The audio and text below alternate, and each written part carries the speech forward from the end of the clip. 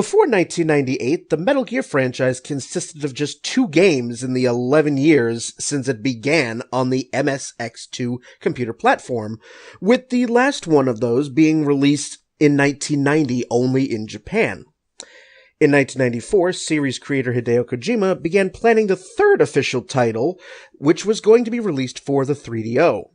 But after the console was cancelled, development then shifted over to the PlayStation and was named Metal Gear Solid, with the solid in the title signifying the franchise's jump from 2D to 3D graphics. After 3 years of development, the game released, and it became one of the top 10 best-selling PS1 games ever, garnering mass critical acclaim, with many media outlets considering it to be one of the greatest video games ever made. Now here we are 20 years after its release, and on this episode we ask, how does it hold up? We head to Shadow Moses and take a look back at the original Metal Gear Solid, next on Downloadable Content.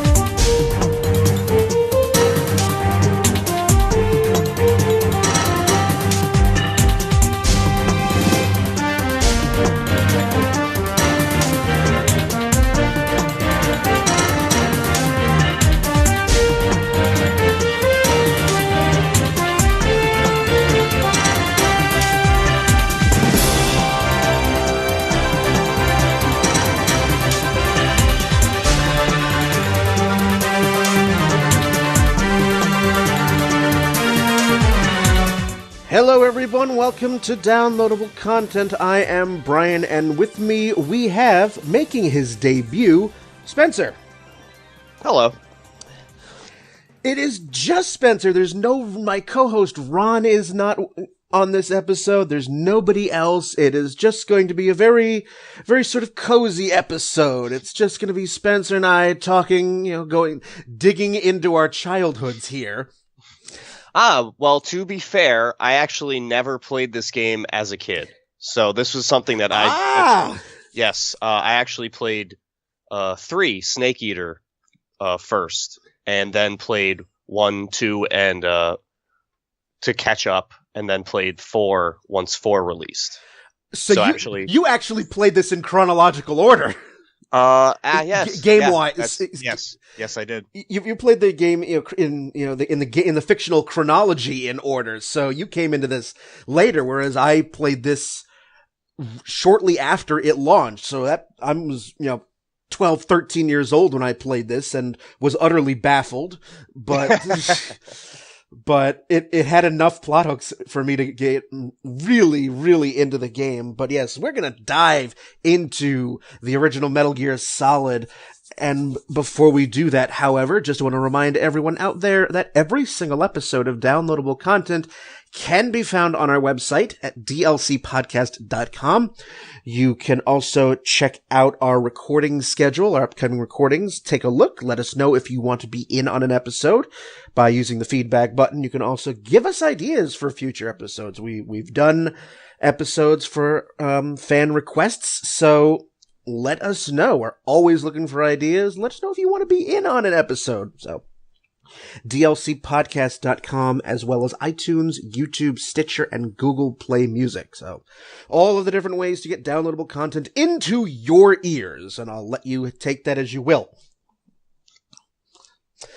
So yes, Metal Gear Solid releasing in 1998 on the PlayStation 1, and oh yes, by the way, spoiler alert applies. I know it's been 20 years.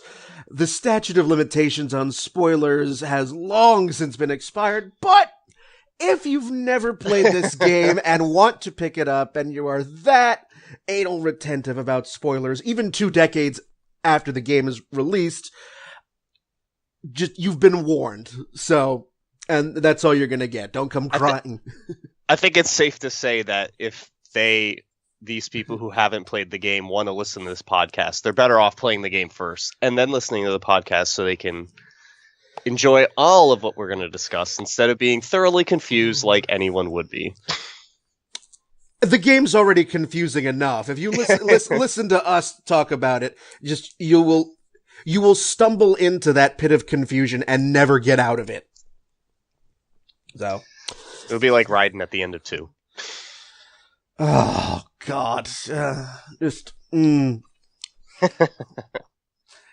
You know, I was talking to April last night, getting ready for this episode, and I said, Metal Gear Solid 1 was great and confusing and baffling. Then Metal Gear Solid 2 ramped that up to 11. And when gaming media throw the word postmodern to describe Metal Gear Solid 2,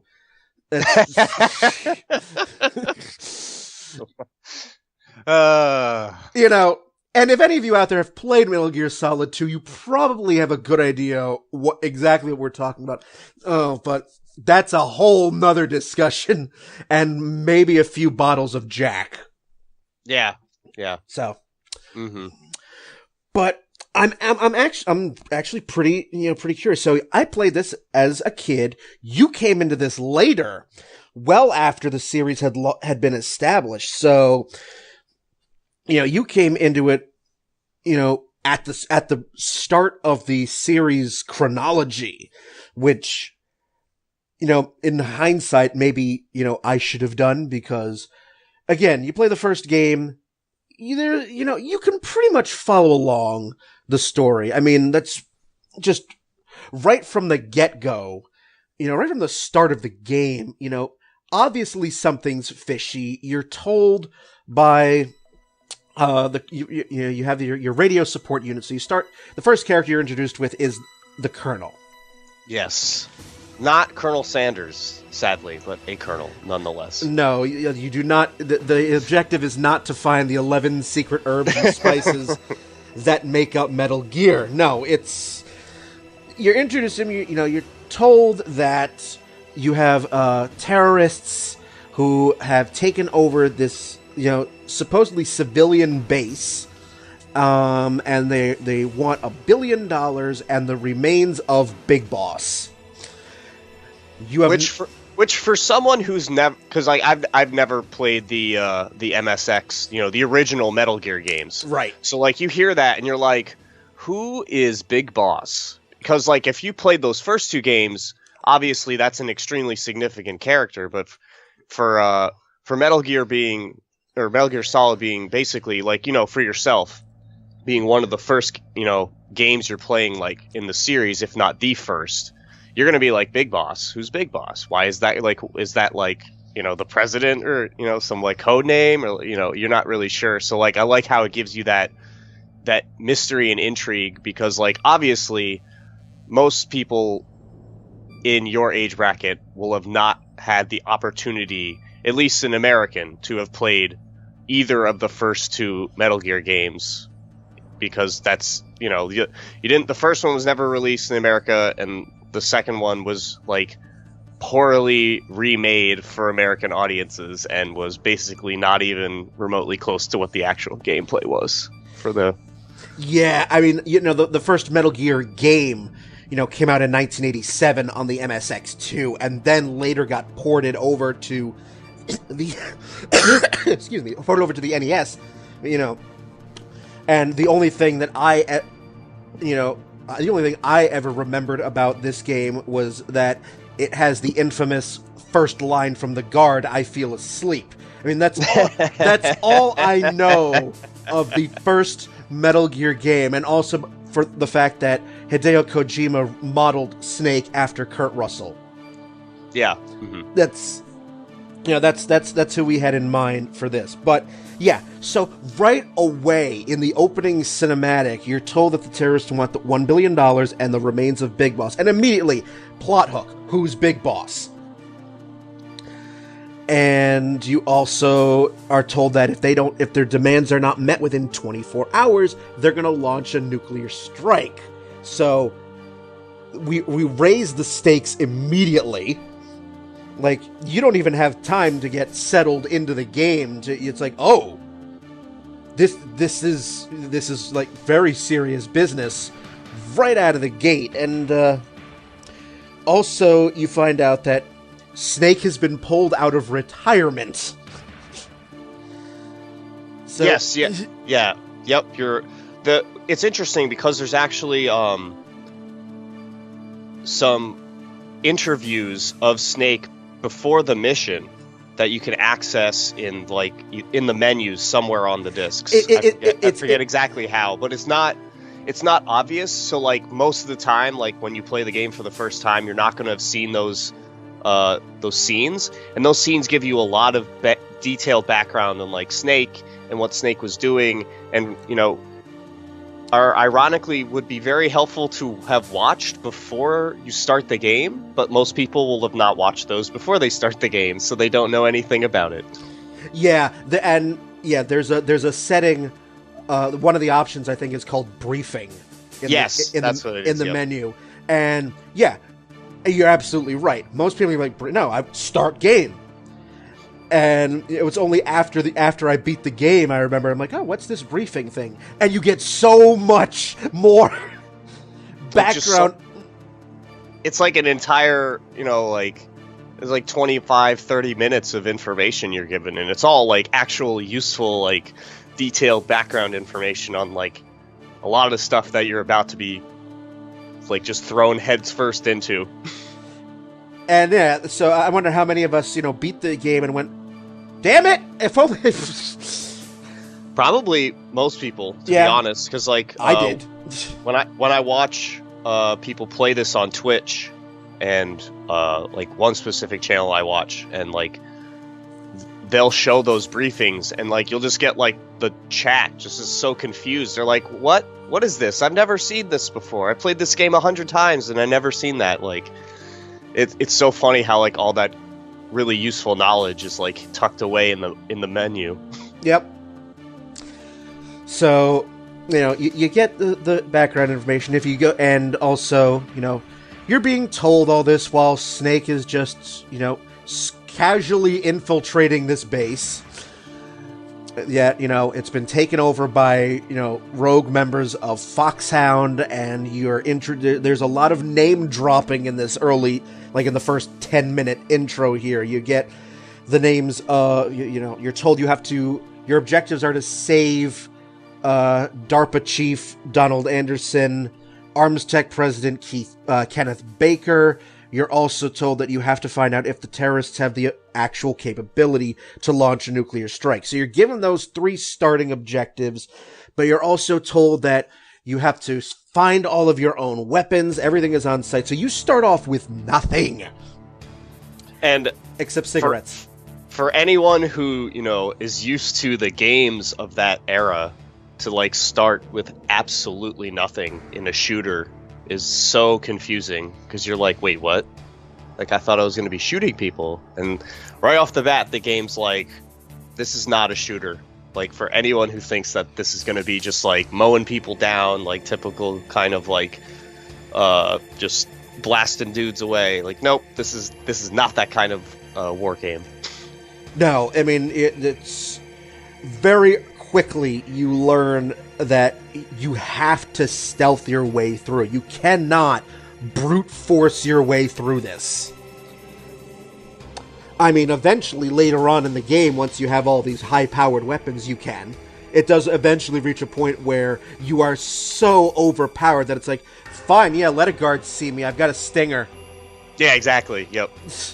Sure. But at that point, you're basically doing the fetch questing and the backtracking, which we'll touch on once we get to that point in the plot. Yeah, it's just... But, and you're also told that, this takeover at the base, you're told you've got Psycho Mantis. You have to use a psychic. You have Decoy Octopus, who's a master of disguise. Vulcan Raven, who is the shaman of the group. You have Sniper Wolf, who is an expert sniper. You have Revolver Ocelot. And then you have the guy who's presiding over this all, Liquid Snake. Again, plot hook. and even Snake himself is like, wait a minute, He's got the same handle as me, and like to that, like again, like if you had played the original 2 games, you would understand the significance of someone's codename being Snake, and how difficult that is, and they don't hand that out to just like every green rookie that walks through the door. So for someone else to have the codename Snake is an extremely concerning thing to Snake, and it for again another plot point that you would not really understand as to the significance of if you had not played the first 2 games in the series. Right, but one of the things that I actually think Metal Gear Solid does a very good job with is that, yes, you would probably have a better understanding of this game if you had played the previous 2 games, but the game does a pretty good job of catching you up to speed so that you don't necessarily have to have played the previous 2. Oh, absolutely, yes. The game does a good job of like name dropping early and then like info dumping later so that you actually figure it out at some point. You will not be in the dark the entire time, just like, I wonder what all this stuff is they're talking about, and you're just skipping along doing the game. No, you will be informed eventually, for sure. Yes, so it's one of those where it's like, oh good, I don't need to have to go dig out my MSX and play these first 2 games. So you're given a whole bunch of names, and then, of course, your friend, the codec, which, as the course of the game progresses, the codec likes to make itself known in the most inconvenient of circumstances. It's like, there's a sniper pointed at me. Ring, ring. It's like, Thanks, Dad. I got it. I just picture Snake holding a little sign that says "Please hold," and then he's just like taking the codec, like, "Oh, don't mind me, just taking my call." Yeah, just But opening area. You have a couple of guards, and when you're 13 years old playing this game, it's like you don't know yet. The idea of AI difficulty doesn't quite register. You just see in that map in the upper corner, don't get in. That blue cone must obviously mean their line of sight. Mm-hmm. Yeah. Like, don't go near it. Yes, no, yeah. You get that sense with the radar, and they show you the entrance points, but because you're seeing them from Snake's first-person viewpoint, and you're not getting that viewpoint once you're playing, it's a little disorienting, and it's like it kind of helps you to see that they're there, but you don't really know exactly where they are, so you're still kind of like exploring and at the same time having to stealth around these guys. So it's a really interesting way to give the player a like non-tutorial way of having a tutorial where like there's some guards, but there's not a lot of danger, and you'll have a few entrance points, and it gives you a lot of different options on how to get to those entrance points. You don't have to just take a fixed line, and it's a good way of showing the player how this is how the boards are going to be throughout. It's not going to be super linear stealthing. Like, you're going to have options. You're going to have times where you can choose to do things different ways, and while they might not be better than a certain way, they're definitely more than one way to get past each like level in the game. Yeah, and this intro area also gives you ideas. It also you can learn the controls. So it's like, okay, you have no weapons. What else can you do? And you figure out that you can punt. You can go hand to hand. Okay, that's cool. And if you are good with your stealthing, you can sneak up behind a guard and actually choke them and break their neck. The ever funny crack. Yeah. Yeah. And then the body just disappears. Like, oh. Yep. Magic. It's just gamer magic right there. So # nanomachines. Yep. Yep, they just magically disappear, so it's like, alright, cool. There's a couple of guards here. let's see how you navigate through it. Oh, there's an elevator. You push the button. Oh, no, you don't push the button. You actually have to wait. It's a timed thing. Yes. A certain amount of time goes by before the elevator comes down.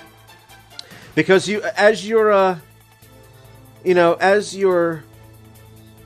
figuring out the controls and whatnot, there's a small little cutscene. You hear another voice, which sounds slightly British, because of course, saying that that he has to go take care of some bothersome flies. You get past all that, you get up, and then, now we cut to, Snake stripping, and... Yep.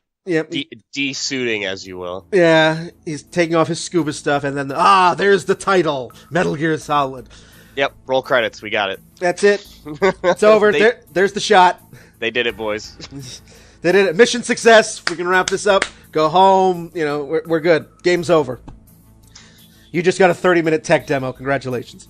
Hooray. But, no, you get up to the top, and it's like, oh, it's outside, and it's winter, and there's a helicopter? And...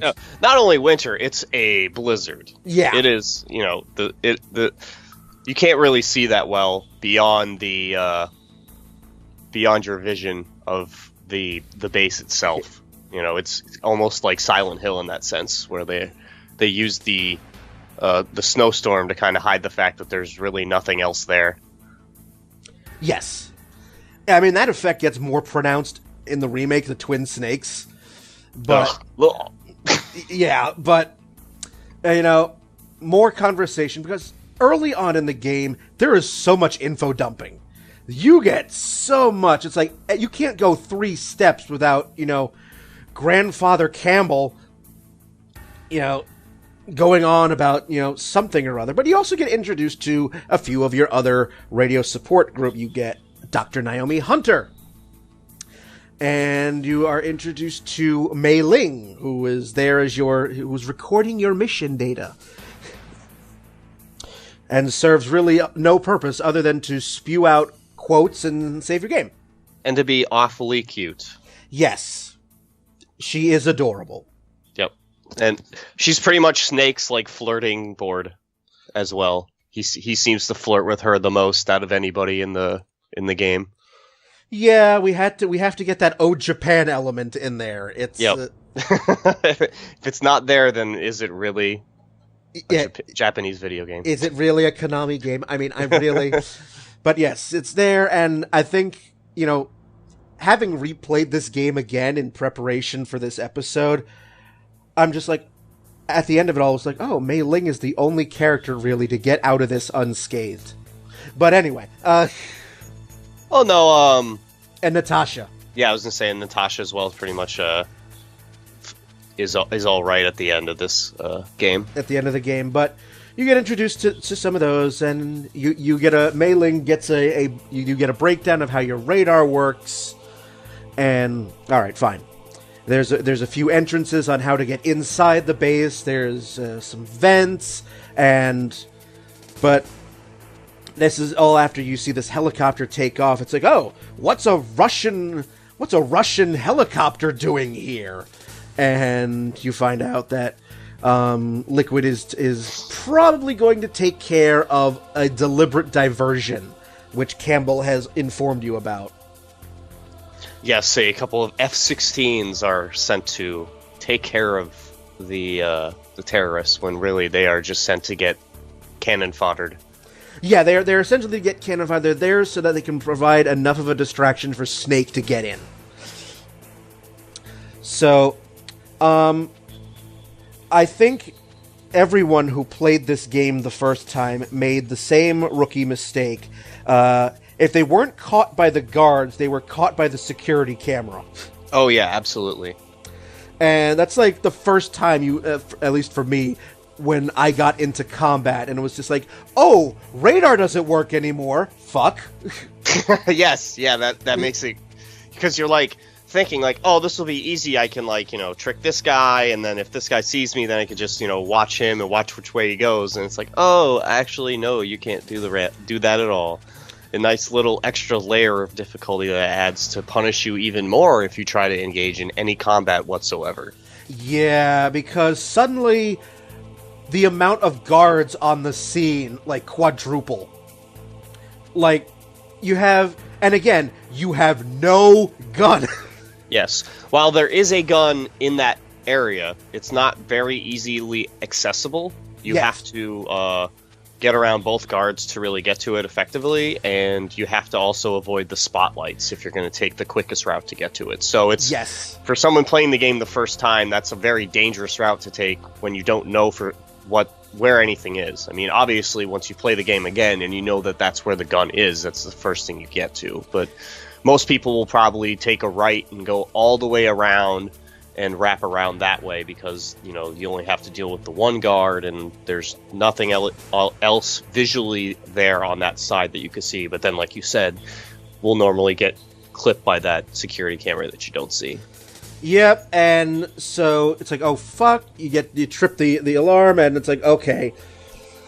And you find out how the alert mechanic works. It's like, okay, there's a countdown timer that either speeds up or slows down depending on how, you know, far away the nearest guard is. Mm-hmm. But what I wound up doing was, it's like, oh fuck, I have no weapon, but oh, quick, here's a vent, run, or crouch, crawl in, and that stops, that gets rid of the timer because you're now moving into the base. So now you're inside the base, and you find out very quickly that apparently sound doesn't travel because the guards don't notice. Here you are, if you're on the second floor, you're clanging around on this metal floor, and the guards are just like, you find out very quickly that the guards in this game are really stupid. That if you don't actually cross their field of vision, you will not get... You could walk up literally right behind them. Yeah, and there's actual... you can even be... If you have a grenade equipped, and you have it, like, ready to throw, and you're walking... It actually will muffle your footsteps even more to make it so that even if you're like frames away from the AI, they will not notice you. Yet very selective here. Like, if you're near a guard and you want to try to get them away from where you need to go, they will hear you banging on the wall. Yes, if you rap on the wall. If you rap on the wall, they'll, huh? What was that noise? And... Yep. Or they'll notice your footsteps in the snow, in the outdoor parts of the game. Yes. Like in that one of the best ways to divert the right guard from those boxes is just have him notice your footsteps, and then you just take an exit while he's investigating. So they have very limited ways to notice you, but they're very good at those limited ways, I guess, would be the best way to put it. Yeah, I mean, if you trip up and you do get caught, you're not gonna have a good time. I mean, even when you do eventually find a gun, you find your first gun, you find your SOCOM, and they'll also hear you if you fire it because that gun is loud. Oh yeah, yep, nice little 45. Very, very, very loud. But and then once you do find the SOCOM, you're introduced to the archaic gunplay in the game with your tank-like movement and inability to aim at specific places. Yep, you have a laser sight. The end, because the entire game is being played from a top down. Yes. So it's like, okay, here's your laser sight. That's all you get. Enjoy. Yeah. So again, another just red flag that's saying do not engage in combat because you will not fare well at all if you do so. At all, because like if you decide to be like, all right, you know what. Yeah, this gun's loud, but there's only a couple of guards in this area. I'm just going to pop them both. You find out, again, very quickly, you shoot one guard, the alert triggers, and suddenly, like, 8 more come in. Yep. and they're all shooting their assault rifles and throwing grenades, and you're just unhappy. You with your pistol, seemingly, and your, 12 bullets. Because at the start, you don't have a whole lot of life, number one, so 2 or 3 shots and you're dead. And your ammo capacity is abysmal. So, again, you're still taking the stealth route. And also, I forgot to mention, you're introduced to a new character, Master Miller. Aha, yes. While you're crawling through, and it's just like... And even when I was a kid and played this for the first time, just knowing, yeah, hey, remember me? I'm Master Miller, and hey, yeah, Campbell asked me to join in this mission. We're good. Like, really? You're a civilian. Like, yeah, he asked me to provide support. It's cool. Really? This very secret military mission that apparently any random guy who you knew at some point in your life can be a part of. Yeah, and I was talking to a friend of mine about this, again, earlier this week. I'm like, he's like, 20 years later, it's like you play this game and you find out that while the story is brilliant and by and large very well written, with there's so many layers of deception and just how far down the rabbit hole does this go, and just how is Snake getting played by everybody? Literally. But you find that for all of the brilliant storytelling that goes on in this game, there are moments, I feel, where you get the sense that Kojima was just winging it. This was one of them. Yeah, I mean, he likes to kind of just do things his own way. I mean, that's something that's pretty much a hallmark of his game design philosophy, is to, kind of be campy about stuff that, is, story plot, which seems kind of strange on its face, because you would think that you would want to hide such a, big secret and not give, any real obvious clues to it so early in the game, but that's just one of the things he likes to do. It does. I mean, and also to go along with that, I mean, the series is one of the hallmarks of the entire Metal Gear Solid series is the deliberate breaking of the fourth wall. Oh yeah, he doesn't even know what the fourth wall even is. That's how often he breaks it. Snake, press the action button. It does. It's like you're in this mindset of serious gameplay, serious dialogue and narrative and story. Then it's like, Snake, push the action button.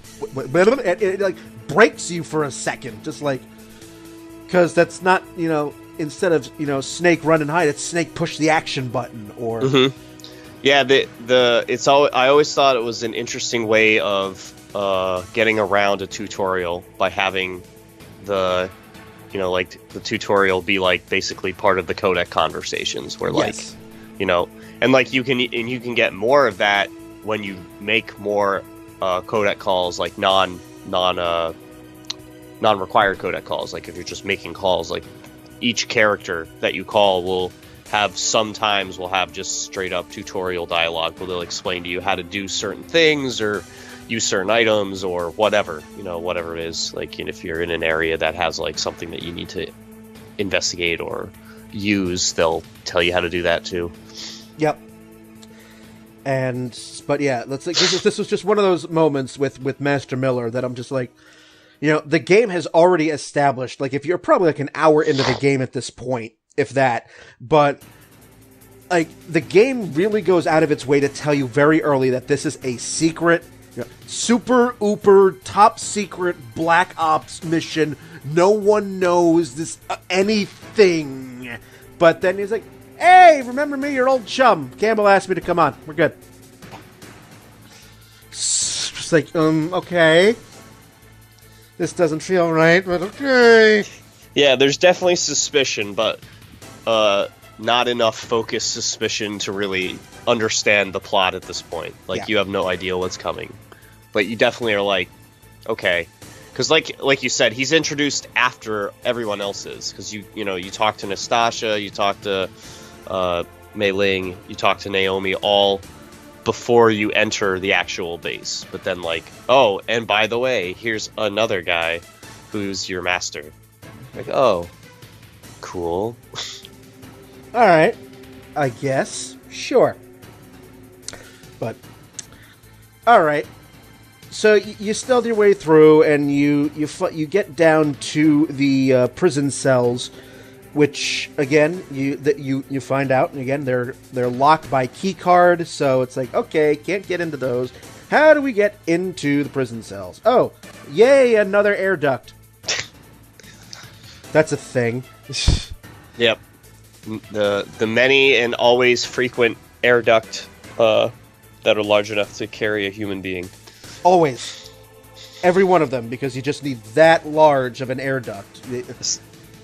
A sneaker's favorite design. Very, very much.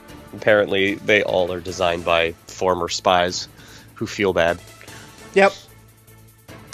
So you crawl over one prison cell, and oh, hey, there's a woman.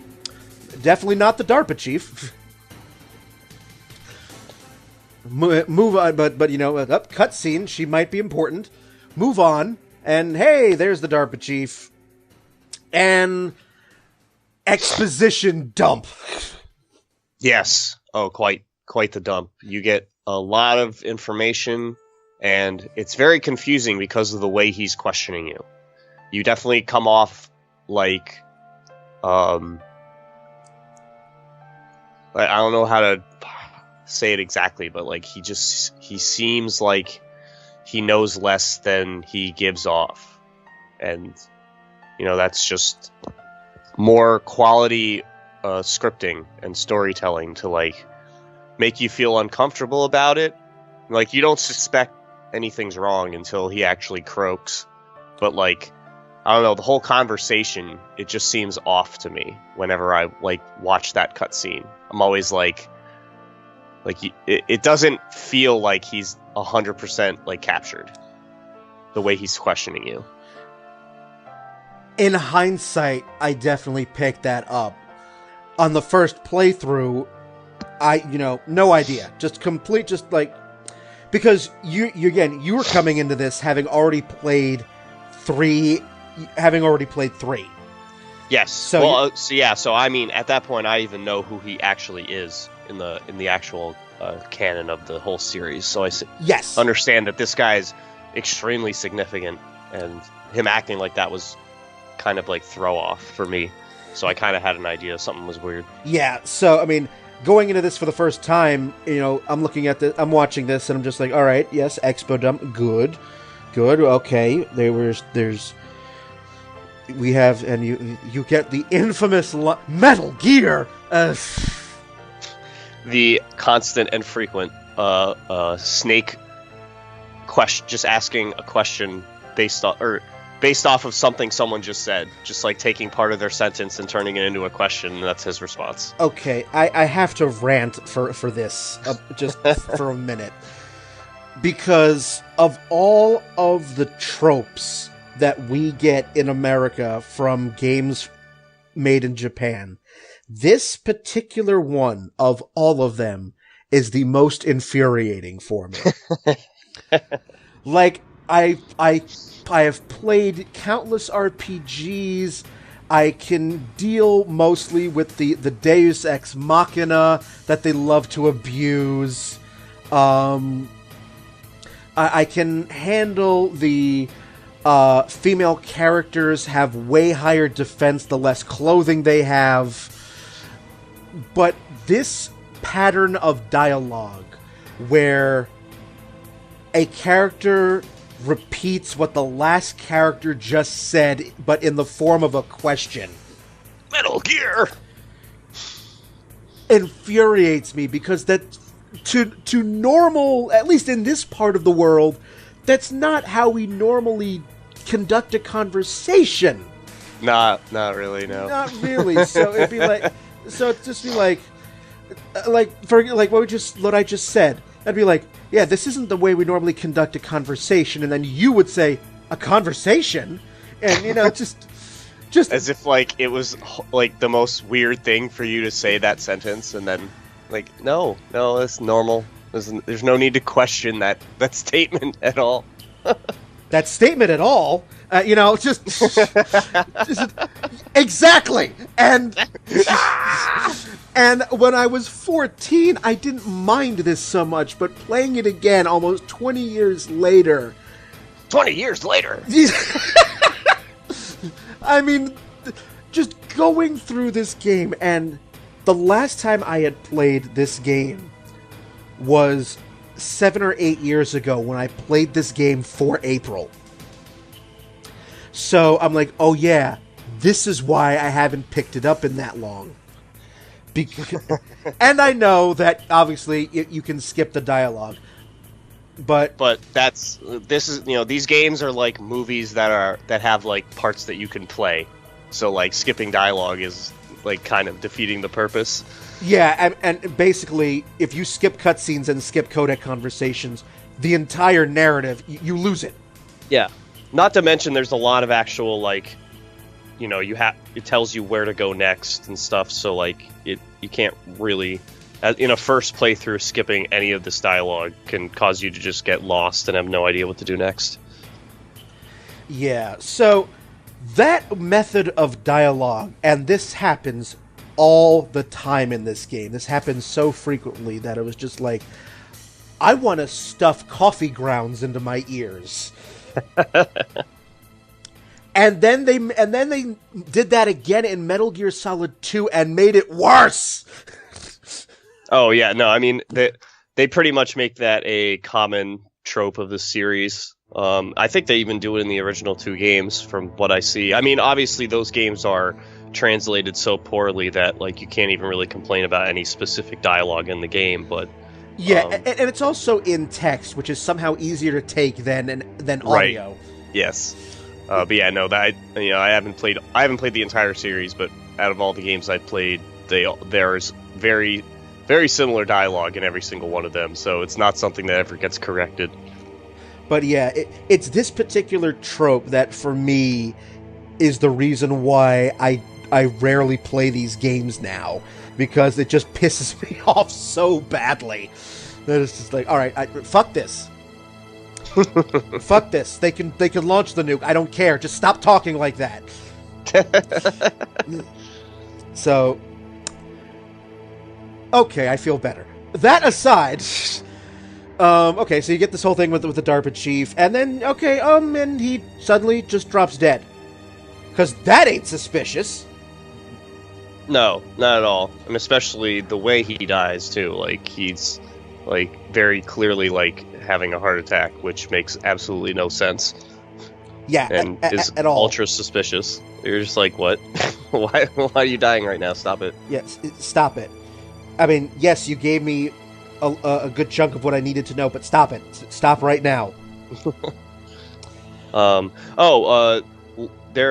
Let's not forget about the Kojima facepalm Easter egg, where if you when you see Meryl in the first cell, you can actually back up and like go back and look again, and she'll change what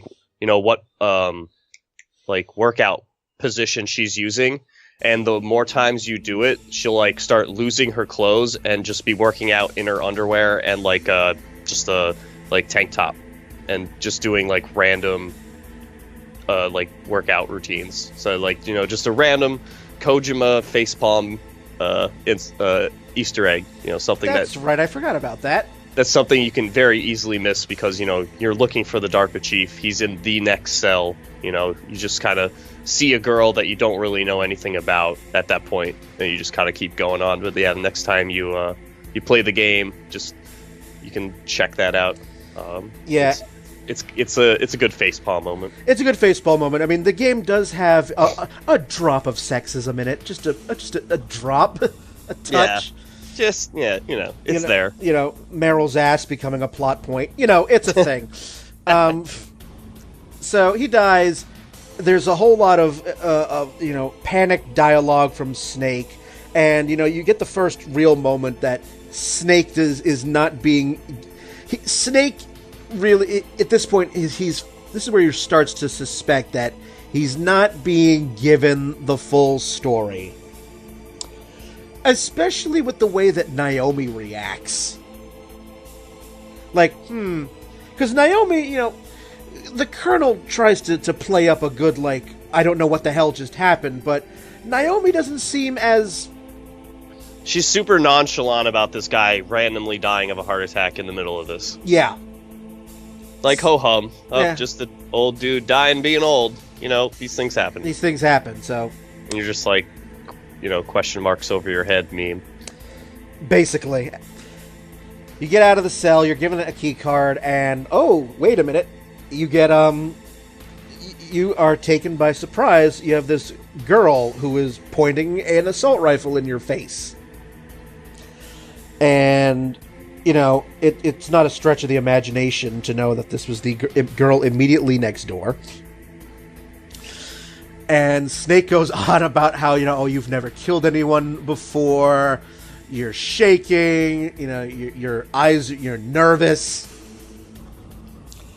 But this whole moment is broken up by, oh, hey, here comes a wave of guards. Meanwhile, over in the corner, there's a very, very naked and pixelated guard knocked out. Who you'll come to know and love as Johnny. Oh, Johnny. Yep. Or in later parts of the canon, Akiba. Yes. Or as I like to call him, Dum Dum Poo Pants. Yep, and that works too. This is how Meryl meets her future husband. She decks him and steals his uniform. So, which I'm in a roundabout way, I'm very glad that's happened, and she didn't end up, with Snake by the end, because that would have been too predictable, I suppose. But I digress. So Snake gets Meryl goes her own way. Snake goes Snake goes on because he still has to find Baker.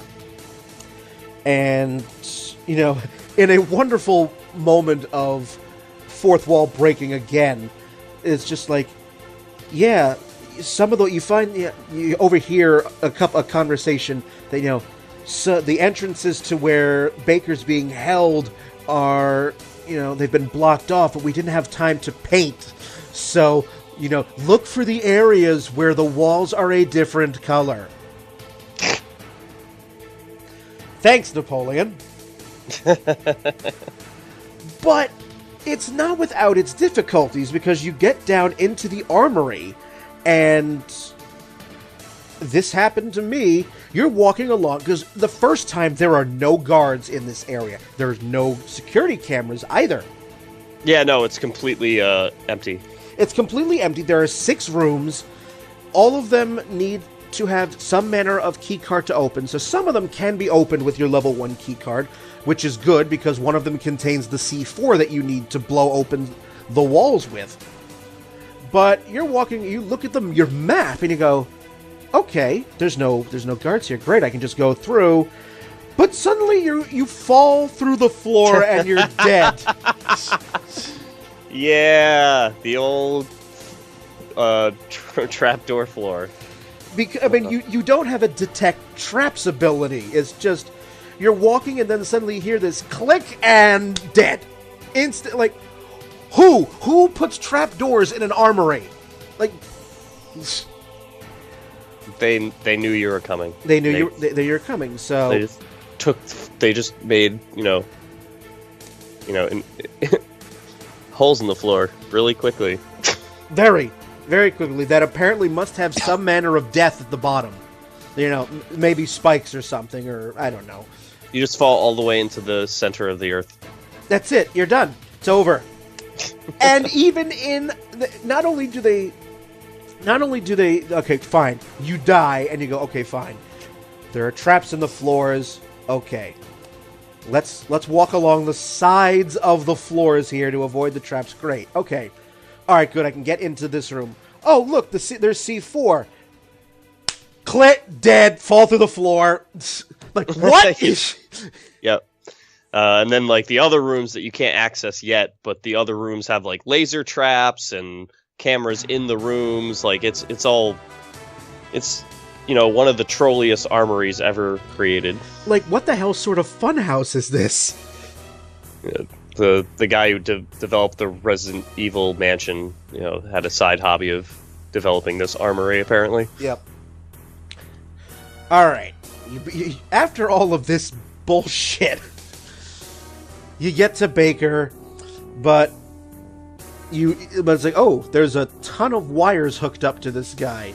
That's not good. No, there isn't, because he's rigged to C4. So, no touchy.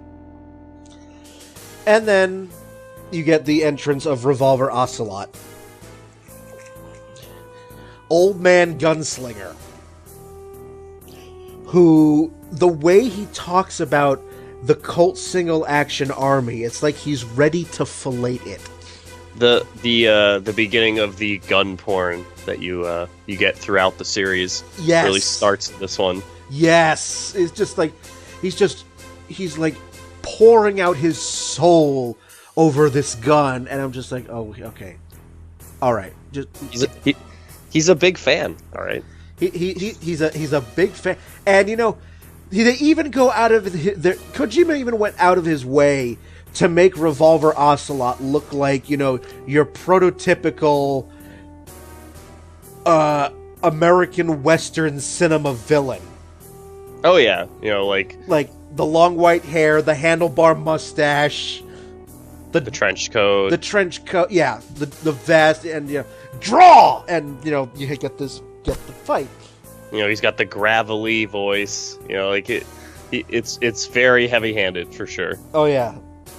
Absolutely, but this is, I think, your first actual boss fight. I think Revolver Ocelot is the first. Well, technically, your first boss fight was, you know, killing the fake DARPA chief with Foxhound, with Foxdie. I mean, yes, but yes, this is the actual first combat. Yeah, that you don't know the truth behind the Donald Anderson that you encountered until considerably later. But yes, this is the first one with actual stakes, where it's like, oh, I can actually die here. And man, he can run. Yep. Yeah, it's a very interesting boss fight because for one, you get to see his bullets, like how many bullets he has, which is usually information that you won't get in any boss fight in any game, not alone just Metal Gear game. So that's an interesting way to give the player a little bit more info on what's going on, and to really push the significance of this guy only uses revolvers. Like, he really only uses revolvers, guys. Just pay attention. You beat him, and there's some more dialogue, and he's just like, oh, I'm just getting warmed up. And suddenly this stealthy figure comes in, and oh, Ocelot has lost his shooting arm. His arm! In the very anime-style blood squirting that would not really happen in real life. You know, just the shower. Yep. Like 90% of his blood comes out of his arm.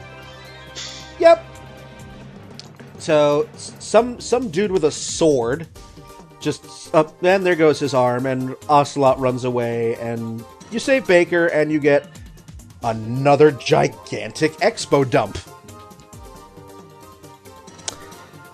And Baker, you find out that, you know, Arms Tech was developing this in secret, and you start getting a sense, I think, of the starting layers of how much deception. You start getting a small sense of that here, that this is becoming much more than just a Snake goes in, gets these guys, and leaves. Yeah, like, the fact that Baker starts questioning like the Pentagon, like your purpose there, like who sent you and stuff, and like then like that's very disconcerting when like the guy you're saving is expecting you for a different reason than the reason that you're there. Yeah. And you're like, wait a minute, this is getting a little bit more complicated than, like you said, a simple just snatch and grab a couple of dudes and figure out what's going on. Yeah, because I think it was during that bit of dialogue that I think Baker tells you that the ninja is, I think, what does he use? Foxhound's dirty secret? Yep. Yeah, to ask Naomi about it. Yeah. So he knows that even people in his own camp are, like, not as clean as they should be for helping to help him out effectively. Yep. And so you get all this dialogue. He gives you some more important information, like the MO disc that contains all the information on the Metal Gear project. So, super important item. You get another key card, and then he too dies of a sudden heart attack. Well, he also tells you a decent amount about Meryl, that she has the PAL key, which is the override. Yes. For Metal Gear, and also the next fourth wall break, in which Meryl's codec is only given to you on the actual CD case of the game itself. Yep. There's no other way to know what her codec number is unless you have the game case, or you just look it up on the internet, obviously. But I'm assuming when you played it that wasn't as easy of a thing as it is nowadays. Yeah, I mean, I looked it up, on the internet now, but 1998, getting onto AOL was not as easy as a. You could have beaten the game by the time you got online anyway. So. Yeah, and while I was looking, if I had to look this information up, I would have to just pray that nobody tried to call while I was on AOL. Yep. So yes, you get a hold of Meryl. There's some dialogue there. She wants to talk about how she really wants to be a soldier, and Snake is kind of chastising her for that, and it's just like, oh, yep. Snake's mansplaining again. Yeah, that's what Snake does.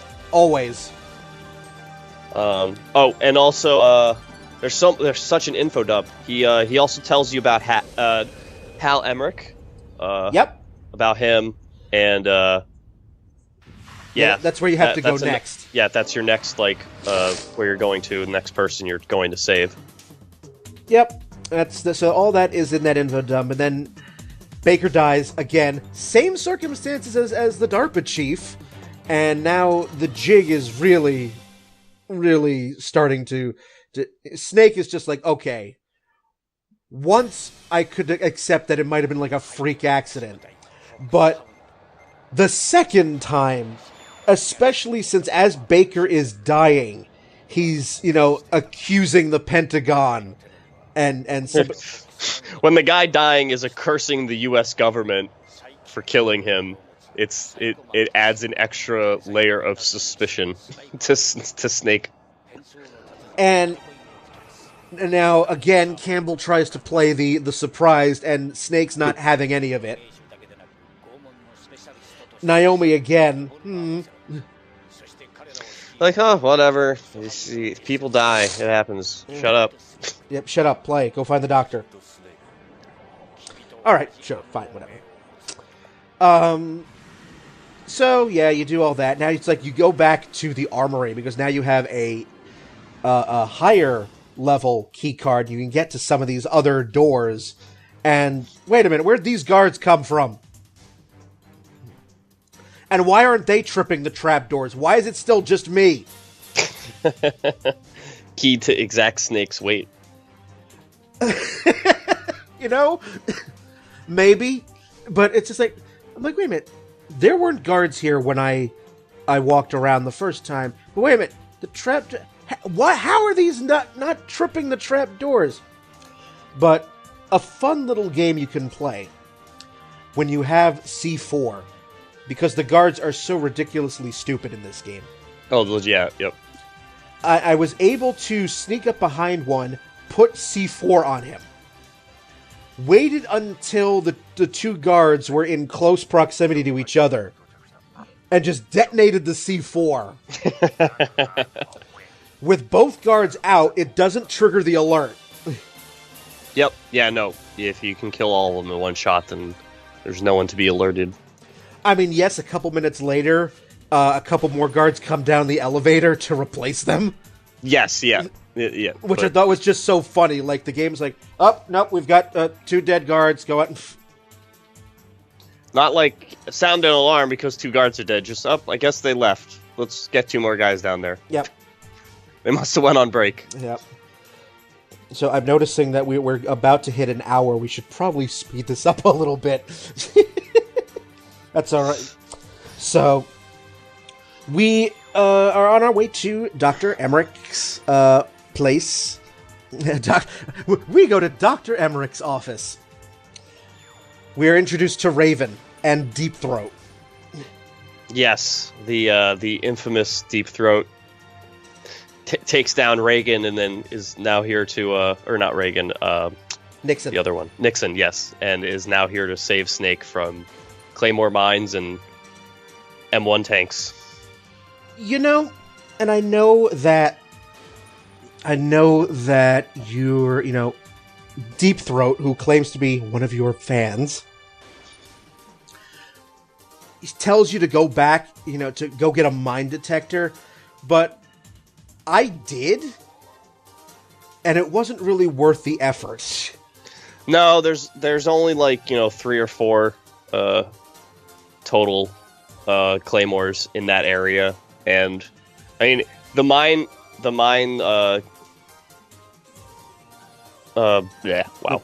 words. The mine detector is a lot better later on, so it is nice to have, but yes, at that point you don't really need it. You could just crawl in one of any of the 3 directions around that the 2 tufts of snow and pretty much be okay. Yeah, get them and also add them into your inventory. But yes, it's like you meet Vulcan and tank, great. There's a tank, nice, great. And good. You lob a couple of grenades, knocks out the gunners. Snake moves on. Raven has some dialogue. He gives you a little bit of information about Snake and Liquid both being of the same blood in that talk that he has with Liquid after the battle. Yep. Saying how they're similar. Yep.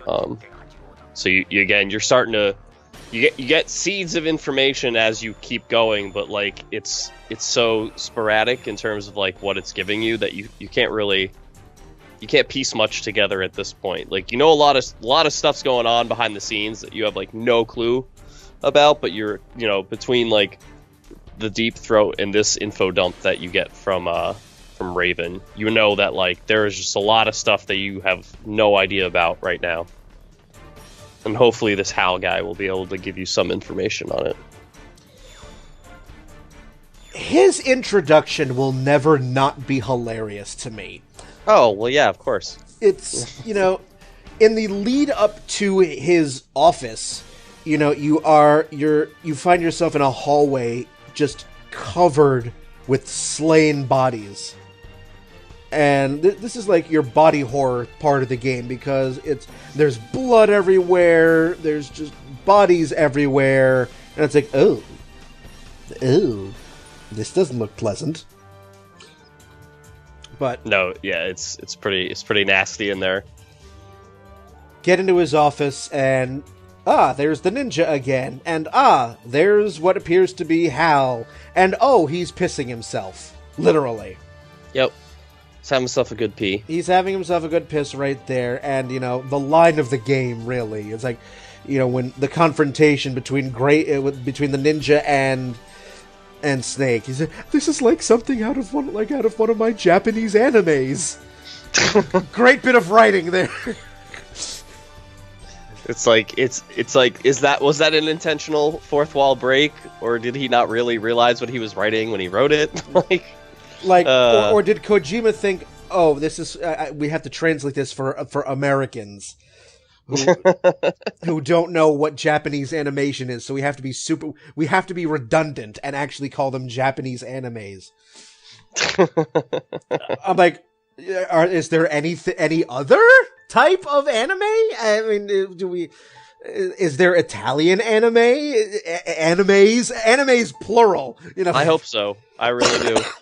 I want more of them. We have Greek animes, French animes. This battle with Gray Fox is weird because Gray Fox's dialogue is just like BDSM borderline. Yes, actually, I was looking for there you go. I was looking for the best way to phrase it. You've done it right there. And he's just so excited. He's like, oh, don't you remember the clashing of bone and sinew? Hurt me more! You're just like, do I really want to keep fighting you, or are you just gonna like orgasm all over the floor and then leave? Yeah. It's like you want to almost ask him, what's the safe word? It's... What's the safe word, Gray Fox? It's just, oh, yeah. As his life bar gets lower and lower, and he's just like, the pain, you hurt me more. Oh, it's like, ooh. I can imagine your parents walking in on that scene and being like, we're taking this game away from you now. And you're done. You're not playing this game anymore. Battle happens, more info dump. You find out that this guy was somebody that you allegedly killed in Metal Gear 2. Yes. His good friend, Gray Fox. Yes, his good friend, Gray Fox, And you find out that, no, actually, he wasn't dead. He wasn't dead. He was dead-ish. He was recovered, and they did a whole bunch of gene therapy experiments on him, which led to the creation of the genome soldiers that you encounter all throughout the game. And again, this, finally we get to see some emotion out of Naomi. She is kind of pissed. Oh, she's very pissed. She's...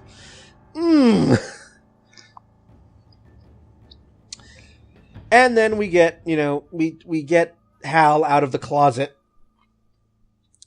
out of the locker he was hiding in while watching this battle play out, and, you find out just how sort of childlike naive he is. Hal is 100% clueless as to anything that's going on. Whether it be the creation of Rex or the actual, terrorist incident going on. Yeah, he's just like, I got into this because I wanted to make the robots like in the Japanese animes, and oh, Hal, just,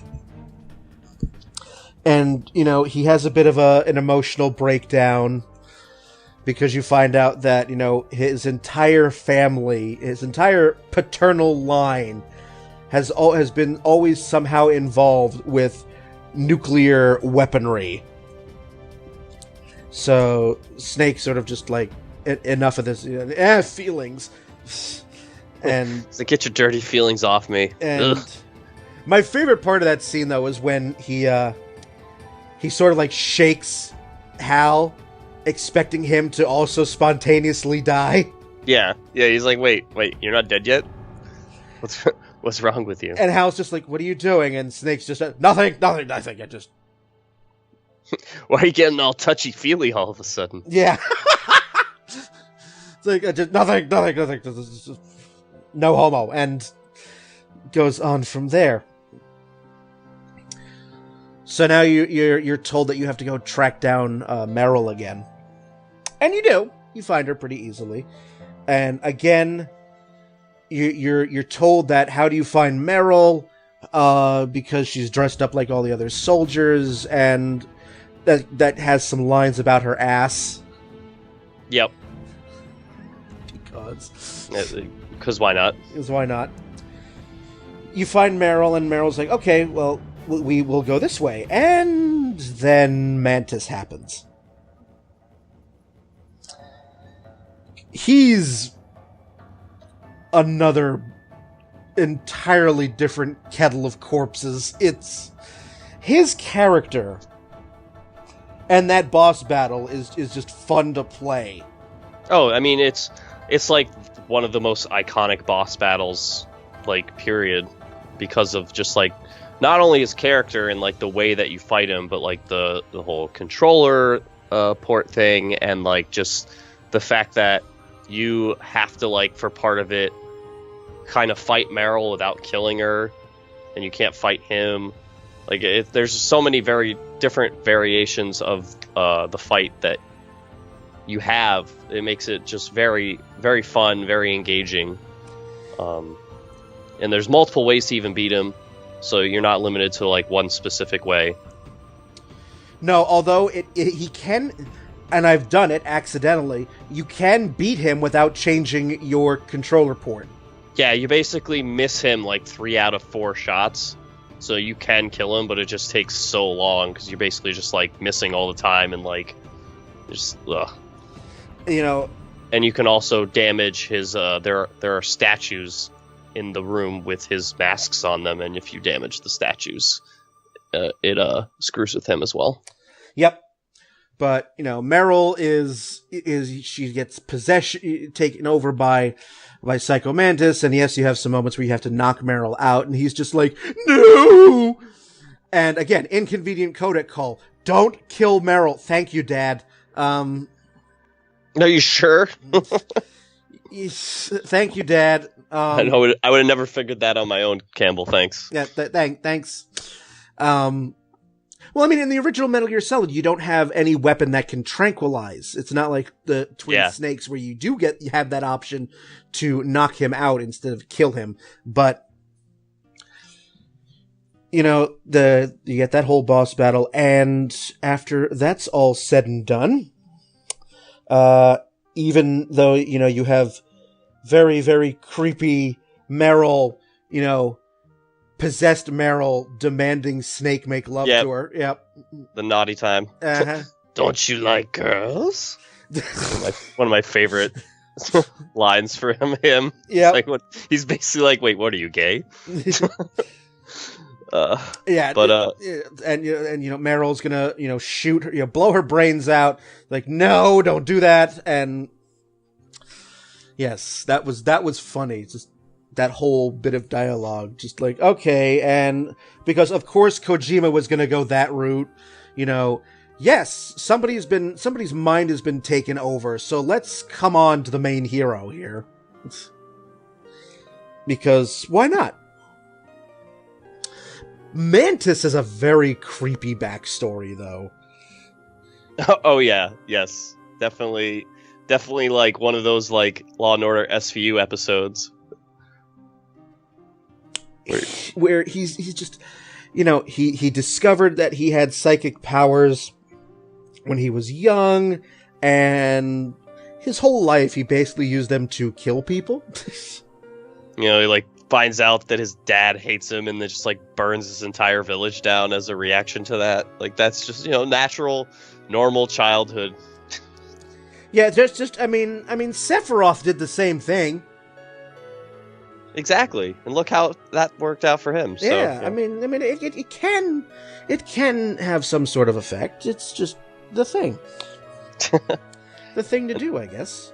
And then you get a nice little after the fight. Once you beat him, you get that nice little like look into both Snake and Meryl's minds through Mantis, where he, you know, tells them both that they should hook up since they obviously like each other.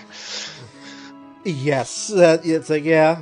And then Meryl tries to have a dialogue with Snake about that, and Snake just is very obviously uncomfortable by the whole idea. Like, he does not want to talk about this. No, not even a little. At all. Just, no. And that gets, that bit of plot gets put on hold, and there's a brief little outdoor scene, but you're only outdoors for a couple of minutes when, lo and behold, you have another scene here where Meryl just happens to know where the mines are, and while she's like, hey, when Mantis was in my head, I got a glimpse of where the mines were, and yay, and... I used my own psychic powers.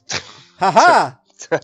I out-psychic the psychic powers guy, LOL. LOL, but that moment is short-lived when... Oh, hi, Sniper Wolf.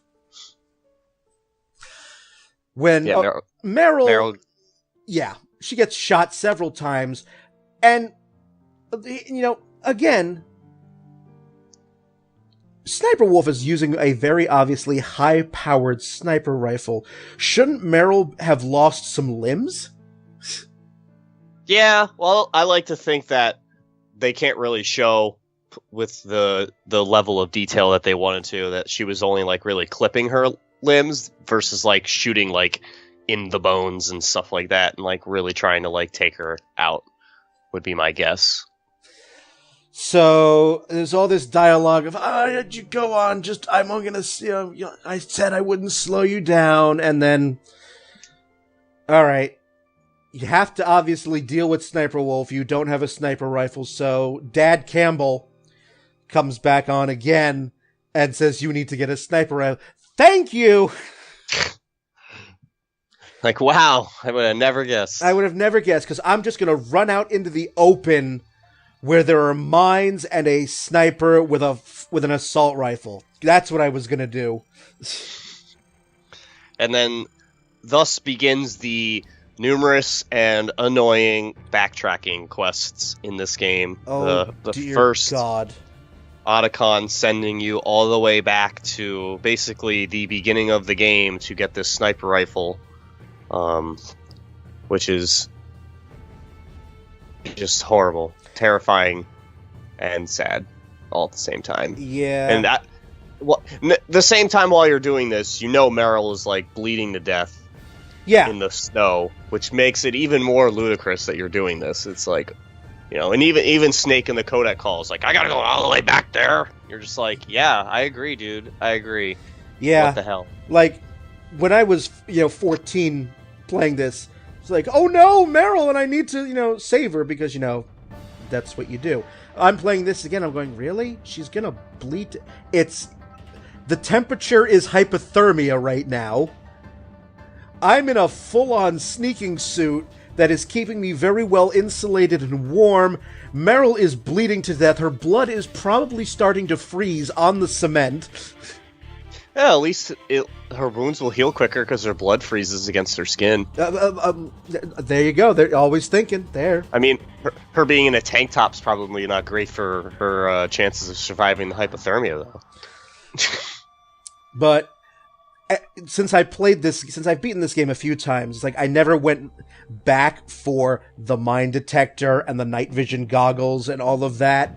Because I knew that I was going to have a forced fetch quest, so I was just alright, I have to go back anyway, let's just get all this shit in one shot. Exactly. Yep. So now we're fetch questing, and I think I am going to stop the first half of the episode here, so when we come back we will continue to roast the hell out of Metal Gear Solid, lovingly, of course. Of course. But you'll have some music. I will, Spencer and I will probably find some rations or something like that. A tree frog, perhaps. A tree frog. Instant ramen. Instant ramen. So yes. Here we are. We'll come back on the second half. We're talking Metal Gear Solid on its 20th anniversary here on Downloadable Content. We'll be back.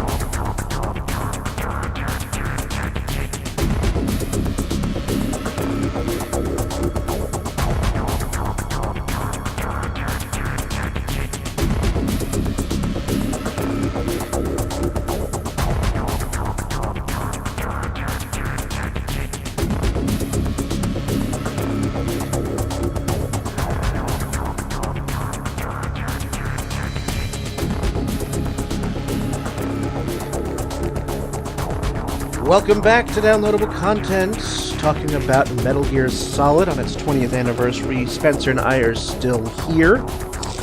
Huzzah, yes.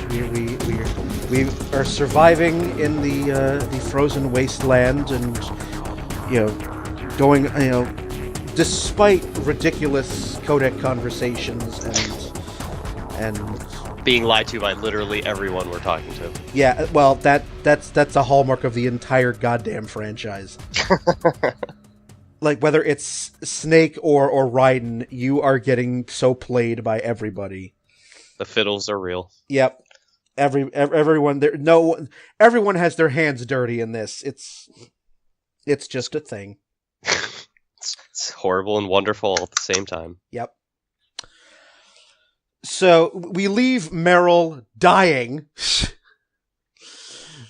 at the hands of Sniper Wolf here, seemingly, while the game forces you to go pretty much all the way back to the beginning so you could get a sniper rifle. Which is just like, oh, really? Really? Which is a place you had already been to, but was locked away by one of the key cards that you get later on. Yep. I believe it's the level 4 key card that actually has the PSG one behind it. I could be remembering wrong, but it's 4 or 5. Yeah, it's one of the higher numbered ones, and it's super frustrating because like you're like, wow, I could have just had this if the game had just let me get in here earlier. Yeah, it's just like, oh, for fuck's sake. So you get that and run all the way back, and you're just like angry and frustrated at that point, and you come to find Meryl gone, just a big bloody spot in the snow where her body was. Yep. But you still have to do the Sniper Wolf battle. She's still there. Yes, Sniper Wolf is still there waiting for you. However, yeah, Meryl is not. But before you go back there, there's a conversation over codec with Naomi, in which Naomi is questioning your reasons for wanting to save Meryl. It's like the game sort of makes you think that there's might be a slight touch of jealousy in Naomi's voice. It didn't seem like jealousy to me when I played the game. I always felt it like she just seemed really angry at Snake all the time. Like every time Snake had something to say, she had some like snarky ass comment and was like really mean and bitchy about it. And, like, obviously you figure out later why she's so mean and bitchy to Snake. But at the time, I was just like, man, this lady needs to chill. She is pissed off. I didn't feel it as jealousy. But I could see how you can take it as jealousy. Yeah, she's not really a fan of Snake throughout this entire thing anyway. But it just, when she starts pressing on you about, why are you saving Meryl? Is it because you're ordered to, or because something else? So it's like, tell us how you really feel, Naomi. Yeah. She's clearly not happy with Snake for something, whether it's because she wants Snake to like her, or she hates Snake for some other secret reason. There's definitely something off, because you're like, it's a very confusing conversation for Snake as well as the player. Yep. But yes, you find that Meryl is gone. You still have to deal with Sniper Wolf, though, and, you're told beforehand that Sniper Wolf is such an excellence that she could wait for days, weeks, or months. And, having played the later games, my first thought was, the end? Yeah. And that battle, but, alright. But, you out-snipe Wolf, but it doesn't matter. Snake's captured, and the torture. Before the torture, though, I like to mention, there's, if, after you beat Wolf, if you, look above where, like, she snipes from, like, that second floor viewpoint, if you look at the rafters above where she's standing, there are rats that go back and forth, and if you actually snipe enough of the rats, you'll get a call from Campbell, where he's like, we don't need a goddamn rat exterminator, we need someone to stop that nuke. And it's like probably my favorite line in the entire game because of how mad he is that you're just shooting rats. I know there's another line to that effect, which is said by Naomi if you shoot ravens during the Vulcan Raven battle. Yes. Yeah, very similar one. But she's more like, I think she says something along the lines of like, you're a real sick individual, like implying that, he's like, crazy or something, like a killer or something. But the Campbell's more just mad that he's wasting time. He's not really concerned about Snake's mental health. Yeah, no, thanks, Dad. But okay, but yeah, then, important scene here, the torture, which for some reason, this is not the first time this happens in the series. Kojima has a thing. Yep, it's one of the tropes of the series is Snake being tortured. Or Raiden into. Yeah. But the main character getting a torture scene. And there are some stakes here, because this scene actually determines the ending of the game. If you resist the torture, you will get the canon ending. If you give in to the torture, Ocelot kills Meryl. Woohoo! I mean, no. Which, obviously, as Metal Gear Solid 4 will tell you, the kill Meryl ending is not the canon ending. I believe it's actually confirmed in 2 in some side stuff. Like, I forget exactly where, but I'm pretty sure somewhere in 2 it confirms that Meryl survives the events of 1. I don't know if it's in that book that Nastasha writes, the Shadow Moses book, or if it's something else happening in this. I should have looked that up before we started the podcast, but there is definite confirmation that the Meryl surviving is canon before MGS4 came out. Okay, I didn't remember that in MGS2, but if you don't pick that up in 2, you definitely get it in 4. Yes. So you get the torture thing, and then Snake is basically stripped to basically nothing. He loses equipment, but Snake is put into a cell, and he at least still has his pants, though, unlike Raiden. Yeah, but that's all he has. Yes, nothing but pants. Nothing but pants. But the cell you're in, now, there's something very odd about it. Here is the corpse of the DARPA chief, but it looks like that this corpse has been here for days. Significantly more dead than you saw him before. Yeah, I mean, you just saw him die in front of you a couple of hours prior, but this guy's been dead for quite a long time. And then more codec. And, guess what? Snake's been lied to. Oh my god, what a shock. What a shock that Campbell knew all about Metal Gear Rex, and knew that Rex was capable of delivering nuclear weapons, and now an extra layer of what the fuck has been added.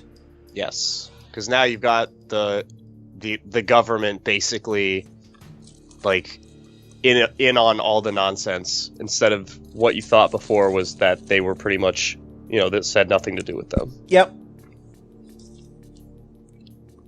A trend that will continue forever. Until the end of time itself. Uh-huh. So, now you find out a whole lot more about the government's involvement. Basically, everything that's going on is super illegal, and it's all the government's fault. And you're there to clean it all up. Yep. Again, another trope that will happen forever. But, alright. Snake's being played like a fiddle. But you still have the immediate problem of, I need to get the fuck out of this cell, because there are no obvious ways to exit. You have nothing except your pants. But eventually, Otacon steps in, because he's got his stealth camouflage, and gives you rations and ketchup. Nothing goes better with rations than ketchup. And I'm not going to lie. It took me a long time to realize what you had to do with the ketchup.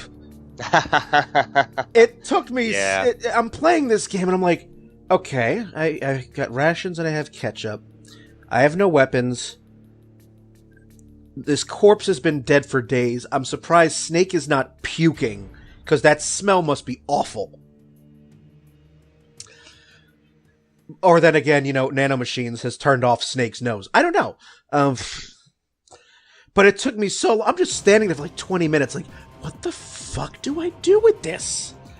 And I'm like, and just on a whim, I'm just like, all right, fine, I'll equip the ketchup and press the action button or something. And lo and behold, fake blood. Oh, I get it. Now, I believe that because it's possible to not to do it when Johnny's not looking, and thus like it won't work. Like if Johnny's in the bathroom and you dump the ketchup then like he won't notice. I think eventually Gray Fox comes and breaks you out. I can't confirm for sure because I haven't done that in a long time, but I feel like you're not like stuck there forever if you don't use the ketchup. Like I think the game will eventually just free you on its own. Either way, but yeah, you get out. Our good friend Johnny, who has already been decked once, opens the door to check on Snake, and you idiot, gets decked again. Yep. Poor Johnny, always getting played. More than Snake. Probably the only guy in the series that gets played more than Snake. Maybe.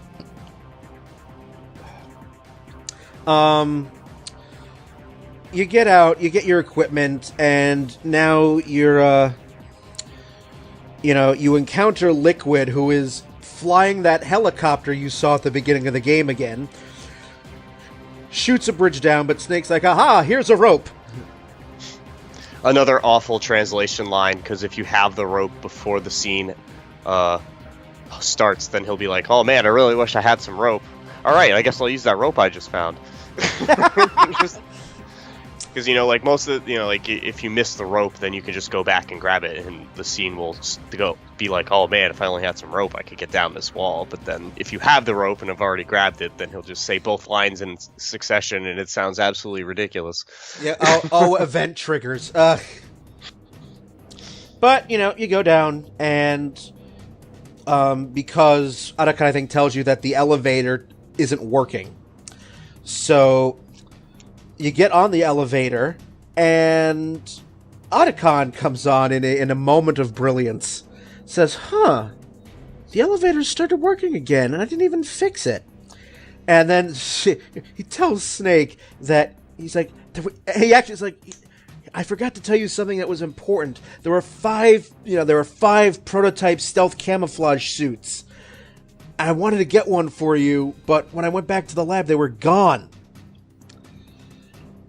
And you find out Snake is going, oh, what's the weight limit on this thing? And you figure out through a somewhat hilarious sequence of dialogue that Snake is on an elevator with four guards in stealth camouflage. Yep. And just the look on Otacon's face in the codec conversation. Yeah, that's a classic codec picture that I have as a. It's perfect. It's so good. It's so jiffable. It's just It's just fear. Like one of the channels I follow on or I'm sub to on Twitch has that face as one of their emotes. It's perfect. It is. But, 4 guards, no match for Snake. And you emerge back out onto a snowfield where, hey, Sniper Wolf again. And... No. No? No. You still have to fight. You fight him in the Hind D before you do Sniper Wolf, right? Or am I switching that around? Maybe? I thought that was after, but...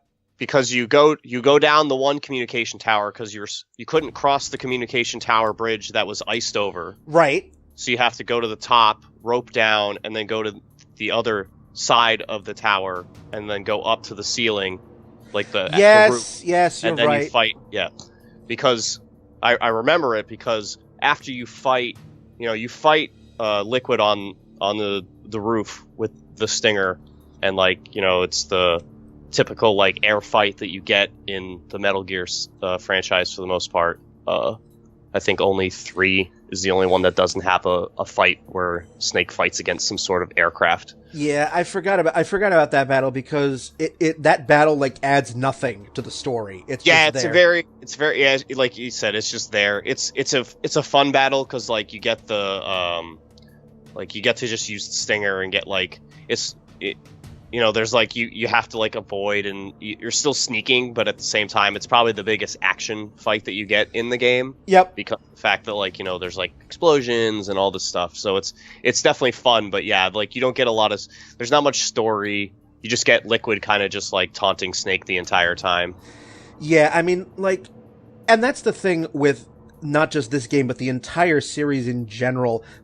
Every boss battle is important because there is some sort of narrative or exposition that follows or leads up or takes place during the battle. This is kind of one of those battles in the series where it's just there. It serves no function other than just to be there. So that's why I kind of forgot about that battle. But yes, you're right. This does happen before Sniper Wolf again. Yeah, because once you first enter the snowfield where you fight Sniper Wolf, if you walk directly right and look, in first-person view, look up and right, you'll actually see the parachute that Liquid used to escape the Hind D, and you'll get a codec conversation with Colonel that is kind of them discussing how that even happened. I wouldn't call it an Easter egg because it doesn't really give you any new information, but it's just a nice little side thing that people won't always get to because normally you'll walk straight up and engage the trigger that starts the sniper fight. Yes. So, and then during this second battle with Sniper Wolf, you are also made aware because again, codec conversations happen at the worst times. You literally get shot by her, and then codec call Otacon asking if there are any more stealth suits. He doesn't even move. He just gets up and makes the call. Yep. He's like, I won't get shot again. It's fine. Well, we're good. We're good. We're good. And is it or is it during this battle where you get the conversation that Otacon is madly in love with Sniper Wolf, or is that after? No, it's actually that's the call because what happens is Snake gets shot by Wolf, and then he calls Otacon asking him if there's any more stealth suits. Yes. And then Snake deduces that it has to be Wolf then because it's, you're outside in the blizzard, no one else can really hit him because he can't see at all. And then, the way that Otacon reacts, he's like, yes, it's Wolf, and Snake's like, you kind of sound happy that it's her. And I'm going to have to kill her, And then that's when you really get the first hints that Otacon's fallen in love with her. Yep, and also the introduction of the Hal has no luck with women. I would say that the women have no luck with Hal since they're the ones who end up dying, but I guess that's another way to put it. Yeah, I mean, true. It's either Hal just has either a horrible track record with women or he is the curse. Hal has a fox die in his semen that kills all women he has sex with. Or whatever, something. Because every important woman in his life throughout the course of the entire damn franchise dies. So, and it starts with Sniper Wolf. So, some more throwbacks to, the older games.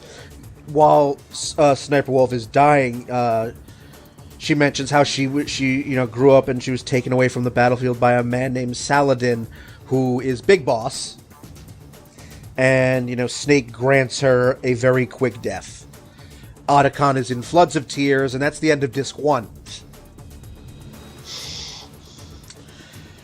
The second disc it moves a lot quicker. Because, now you've pieced together a lot of what's happened, and it's just like, okay, we need to get to Metal Gear. There's also not a lot of Foxhound left for Snake to kill.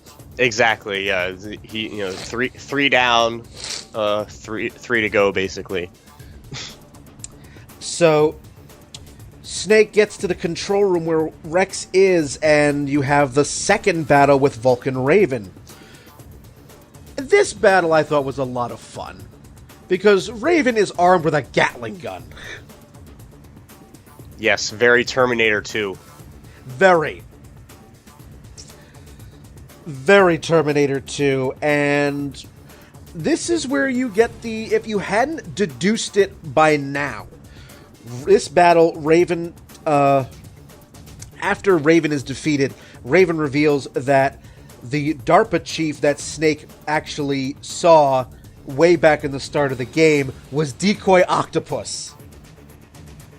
Yes, he actually gives you that information. Yeah, if you haven't already deduced it by this point, Raven, which most people would not have, not with the information given to you up until that point. They don't really, besides the actual interaction and the dead body, you're suspicious, but you don't really think oh, this must have been Decoy Octopus, because he's such an ancillary character that no one even mentions him except in the very beginning of the game, so you never really think about it, that, oh, that must have been him. Which is true, because when I first played this game as a kid, you're given all of the names of the rogue Foxhound members, and you know that you have not had a actual game battle with Decoy Octopus, so sort of in the back of your head, I thought that this battle was still yet to come. Yes, and which is strange, because up until the second fight with Vulcan, you've fought Sniper Wolf twice, you've fought Ocelot once, you've fought Vulcan once, you've fought, you killed Mantis already, you've gone through a ton of boss fights, and you have yet to even actually interact with Decoy Octopus at all, not even in a non-combative way. When Snake was captured, you don't see Decoy Octopus at all, so it's weird, because you would figure you would at least have interacted with this character by this point, and you come to find out that he was dead the whole time. Yeah, and when you find out that the person you thought was the DARPA chief was Decoy Octopus, and suddenly it's just oh, that means they knew that means they knew Snake was coming. Which Snake doesn't deduce at this point, which is a testament to his lack of awareness of anything going on involving himself. Yeah, because for being an amazing spy, he is clueless a lot of the time. He is very analytical and an expert on the battlefield, but elementary deduction is not his strong suit. So at this point, it's oh, you fucker. But because of you get this info about Decoy Octopus, and then immediately afterwards, you get the Miller codec call about Naomi being a traitor, so you immediately forget about all that. So you don't even think about it, which is I think is really good storytelling, because you could have, if they had given you not another story dump right after that and given you combat or something else, just time to actually think about and mull over the information that Raven gives you and only Raven gives you, you could have had a better chance of figuring out the whole shebang about Fox Die and all that stuff. But how everyone is aware of everything except for Snake, but because they so quickly pull you out of that and give you a much bigger issue with Naomi being a spy, you're just oh, I completely forgot about that. Yep. And once all that info dump happens, where you get this information, mind you. Yeah, and that whole thing, and with Snake commenting at the end of all of that, he is at this point distrustful of Campbell entirely. he's pretty much distrustful of everyone entirely at this point of the game. Yeah. He can't really trust anything except for Otacon, really, because Otacon's the only person he knows for sure is not working with the terrorists or working for the government. Basically, yes. So you get all that, and you get your way to the hangar in the control room where Rex is. You get another call from Otacon saying that he heard some guards saying how Rex's preparations were complete. He could hack into President Baker's files, and you find out that Metal Gear Rex is able to launch specifically designed nuclear warheads with the railgun, and the missiles were stealth missiles. Which is always terrifying when it comes to nuclear weapons. So, he, again, another big dump, Otacon revealing a whole bunch of stuff, saying that, that this thing with Metal Gear Rex, their test data was only simulated, never actually tested. And you find out that Arms Tech was in a worse financial position than Otacon even thought, and Rex was basically the company's last chance to stay afloat. And Snake then overhears Liquid and Ocelot talking about their ultimate plan, which was instead of taking the superpowers heads on, they would behind the scenes sort of provoke the superpowers to fight each other, and then profit in the background, laughing maniacally the entire time. Sets up a little foreshadowing for Metal Gear Solid 4. I really believe that he was not planning to turn the series into what it turned into at this point. Oh, I agree 100%. That whole, Kojima winging it sort of thing. Like, yeah, let's write this. And then I don't even think Kojima... I knew Kojima wanted to make a good game. I don't think even he expected it to become the sort of juggernaut it became. Oh, yeah, no, probably not. I would... That's not the kind of thing you expect to happen. Like, to become, like, classic all-time iconic games. Yeah. So, they also include more demands for the White House. You have $1 billion, Big Boss's DNA, and the vaccine for Foxdie. I don't know if that's the first time Foxdie is mentioned in the game.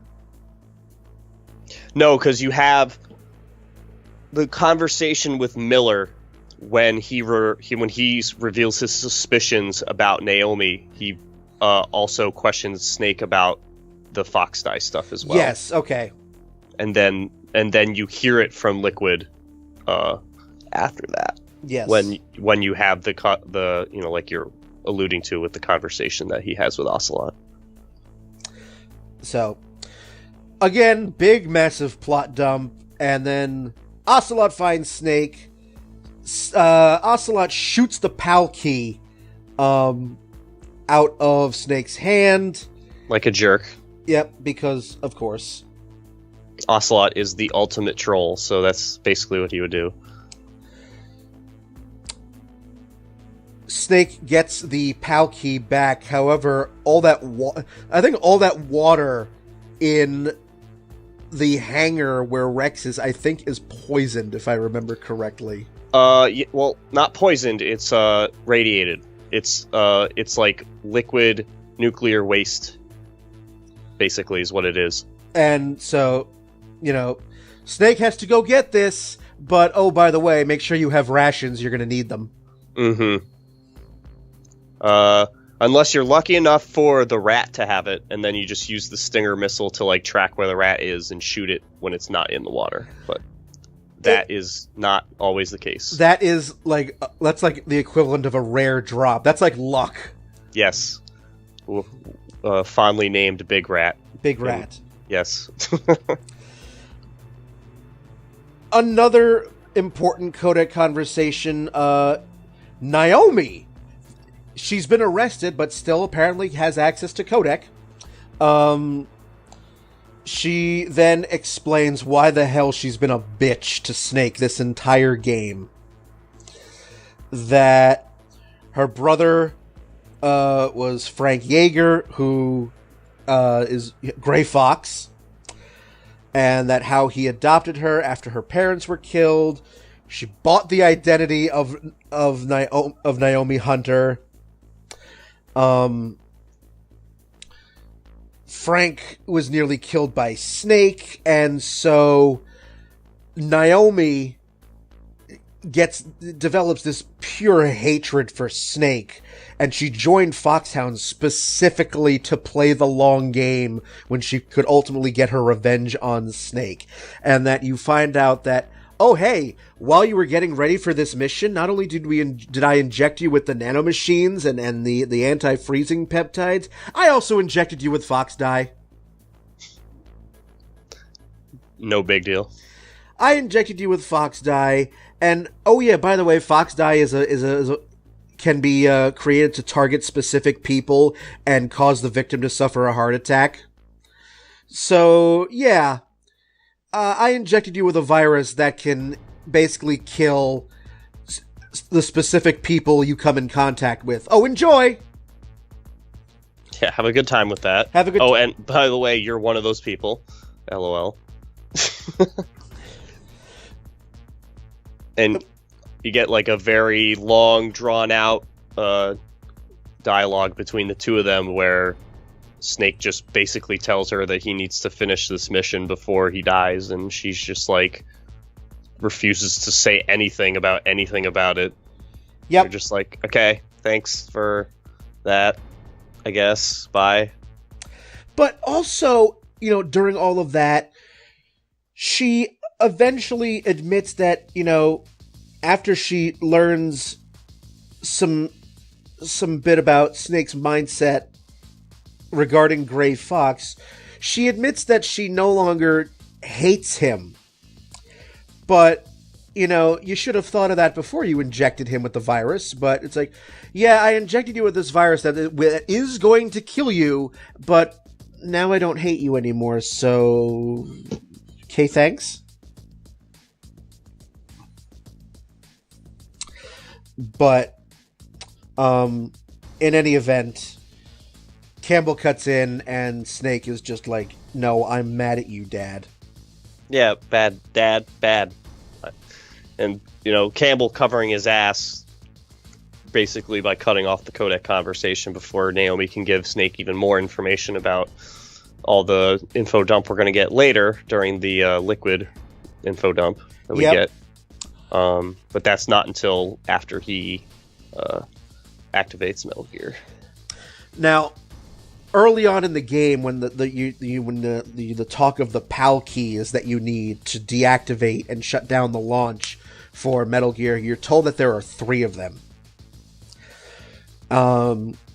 And they do bring this up from time to time, that it's like, do you have all 3? It's like, no, I only have the 1.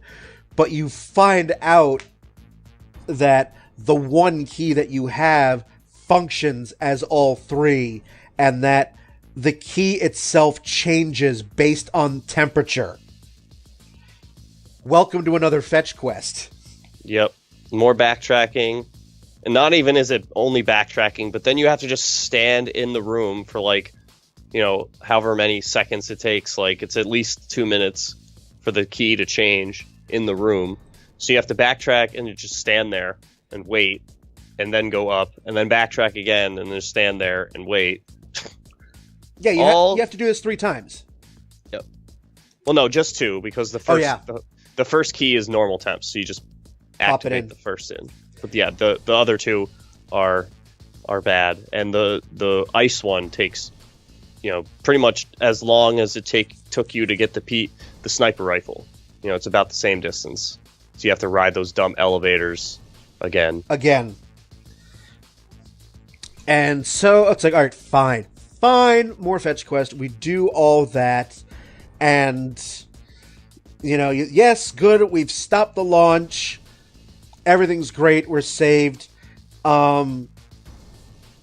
Actually, you just activated Metal Gear. Bravo. Yeah. Instead, you actually have just activated it. And, while you're going, how the fuck, how? Why? Yeah, basically. In comes Master Miller, and he reveals to Snake that they never had both detonation codes from the DARPA chief and from Baker, and because Ocelot killed him in the interrogation. Yep. And, oh, by the way, you've already figured this out at this point, but, Dad comes on again and says, Snake, the person you've been talking to isn't Miller. The signal is coming from inside the base. Classic horror movie trope. Miller's been dead for days, and Miller reveals himself to be Liquid Snake. So, not only have you been played by the government, by your radio crew, you've now been played by the main antagonist of the game. Snake just sucks at this analytical bullshit. He is so bad. And what I always found so hilarious about this is like how they're identical twins, and yet Snake somehow doesn't notice at all that this is Liquid until the very last moment when he takes the glasses off and unbuns his hair or whatever hair tie he had in it to keep it from being the long golden locks that he has when he's fighting you. Yeah, and so, yeah.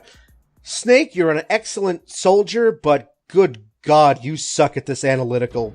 You detective work is not for you. The spy part of the espionage isn't exactly his strong suit. No, not in the slightest. James Bond, you ain't. Just no. Not even Dirk Gently, you ain't. It's just, just absolutely not. So, great. So Miller is actually Liquid, and Liquid's just like, haha, I've got you now, you rat. Traps him in the control room, trips some gas, but Otacon come out, I'll save you! And... Yep. Hacker man to the rescue.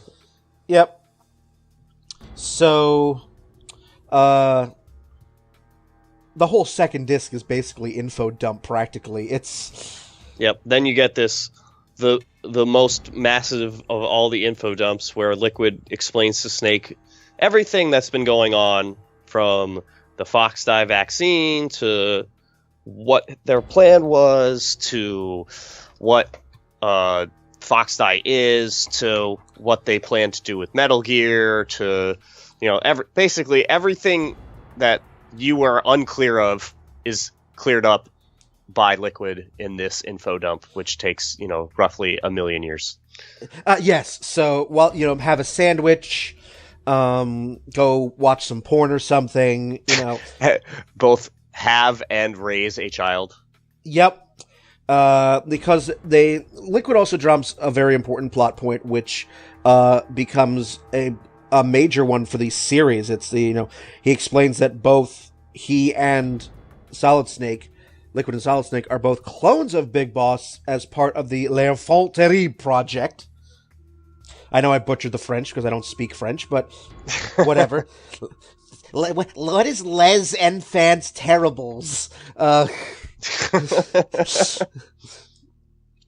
So, and Liquid goes on and on about how, Solid Snake got all the dominant genes and he got all the recessive genes, and... Liquid really likes to talk about genes. This is basically what you get from this. Oh, He's a big fan of that. And, Liquid also is not only pissed because he's got all the inferior genes, but that Liquid wanted to kill Big Boss himself, but Solid Snake took that away from him. So this is why they want Big Boss's DNA. Because from the U.S. government, because the U.S. government knows that Big Boss was like the best soldier ever, and his DNA is like the biggest closely guarded secret ever. Well, no, the reason why Liquid wants the DNA of Big Boss is because the genome soldiers are suffering from a disease, and they do not know what the disease is, and they need Big Boss's DNA to determine the disease, because the genome soldiers have the same what was it? How did they refer to it? The warrior genes that they determined from Big Boss's DNA. So basically, they're like Liquid refers to them as more of their brothers, basically, because they share similar DNA. Because Liquid and Solid are both clones of Big Boss, but the genome soldiers have Big Boss's parts of Big Boss's DNA in them as well. So that's what they need it for. Yes, I mean also as well. I mean, it is also known that the Big Boss's DNA is like the biggest closely guarded secret of the U.S. government. Yes, well, even more so than Coca-Cola's recipe, or what's in the Big Mac sauce, or the 11 herbs and spices in Kentucky Fried Chicken. Like, this is the secret of secrets. So, but yes, an hour later after you get this info dump, then Liquid actually jumps into Rex, and you get to play the game again. Yes, after about a million years. But hey, you have high-powered weaponry here. So, but Rex only has like one weak spot, so you need to destroy it. And then, what-ho, the ninja jumps out again. BDSM Gray Fox. Damages Rex's radome, and again, in the middle of this battle with Rex, another info dump.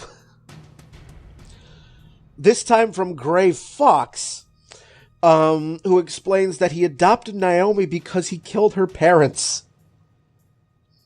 Typical way to go about adoption. You just brutally murder some parents and take their kid. And, and then the crushing guilt. And then Gray Fox decides, his last bit of redemption here is to open up the cockpit to expose Liquid so you can actually take him out. However, there's this whole thing where, Fox is basically telling Snake, go on, shoot me. I know I'm going to die, but here's your chance to get Liquid, and you're in first person view for this, and so every time you try to shoot, Snake's like, no, I can't do it. Yep. It's a very touching attempt at a scene, but because I feel like it would have been better if they didn't allow you to try and do it, because it's just kind of you're in for, it makes you think like you have control, but you really don't. Right. There's nothing you can do. So every time you hit the fire button, it's like, no, I can't do it. Yep. Which, goes for naught, because guess what? Fox gets crushed. The end. Yep. Yeah.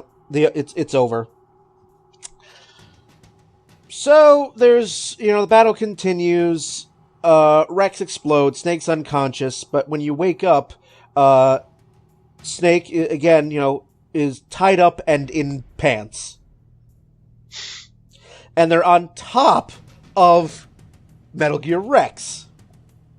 So while Snake is bound up, Liquid decides, here, more exposition. Yes, because we didn't have enough story before. Liquid now basically explains his entire everything, life goal, basically. Yeah, what he wants to do with everything involving himself. Yep, he wants to create a war-torn world in which warriors would always have a place, which was similar to the goal that Big Boss wanted, and just bleh. Yeah, yes, me. Everything is about me. Yeah, pretty much just Liquid doing Liquid things in his Britishy accent, and you're just like, yep, you're crazy. And then you get to fist fight him bare knuckled on top of Rex.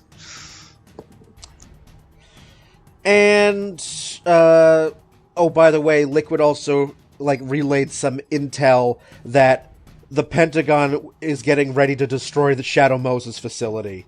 Just to throw that in there. Yeah, and you get the codec call confirming the information as well, as he casually allows you to call your boss. Yep.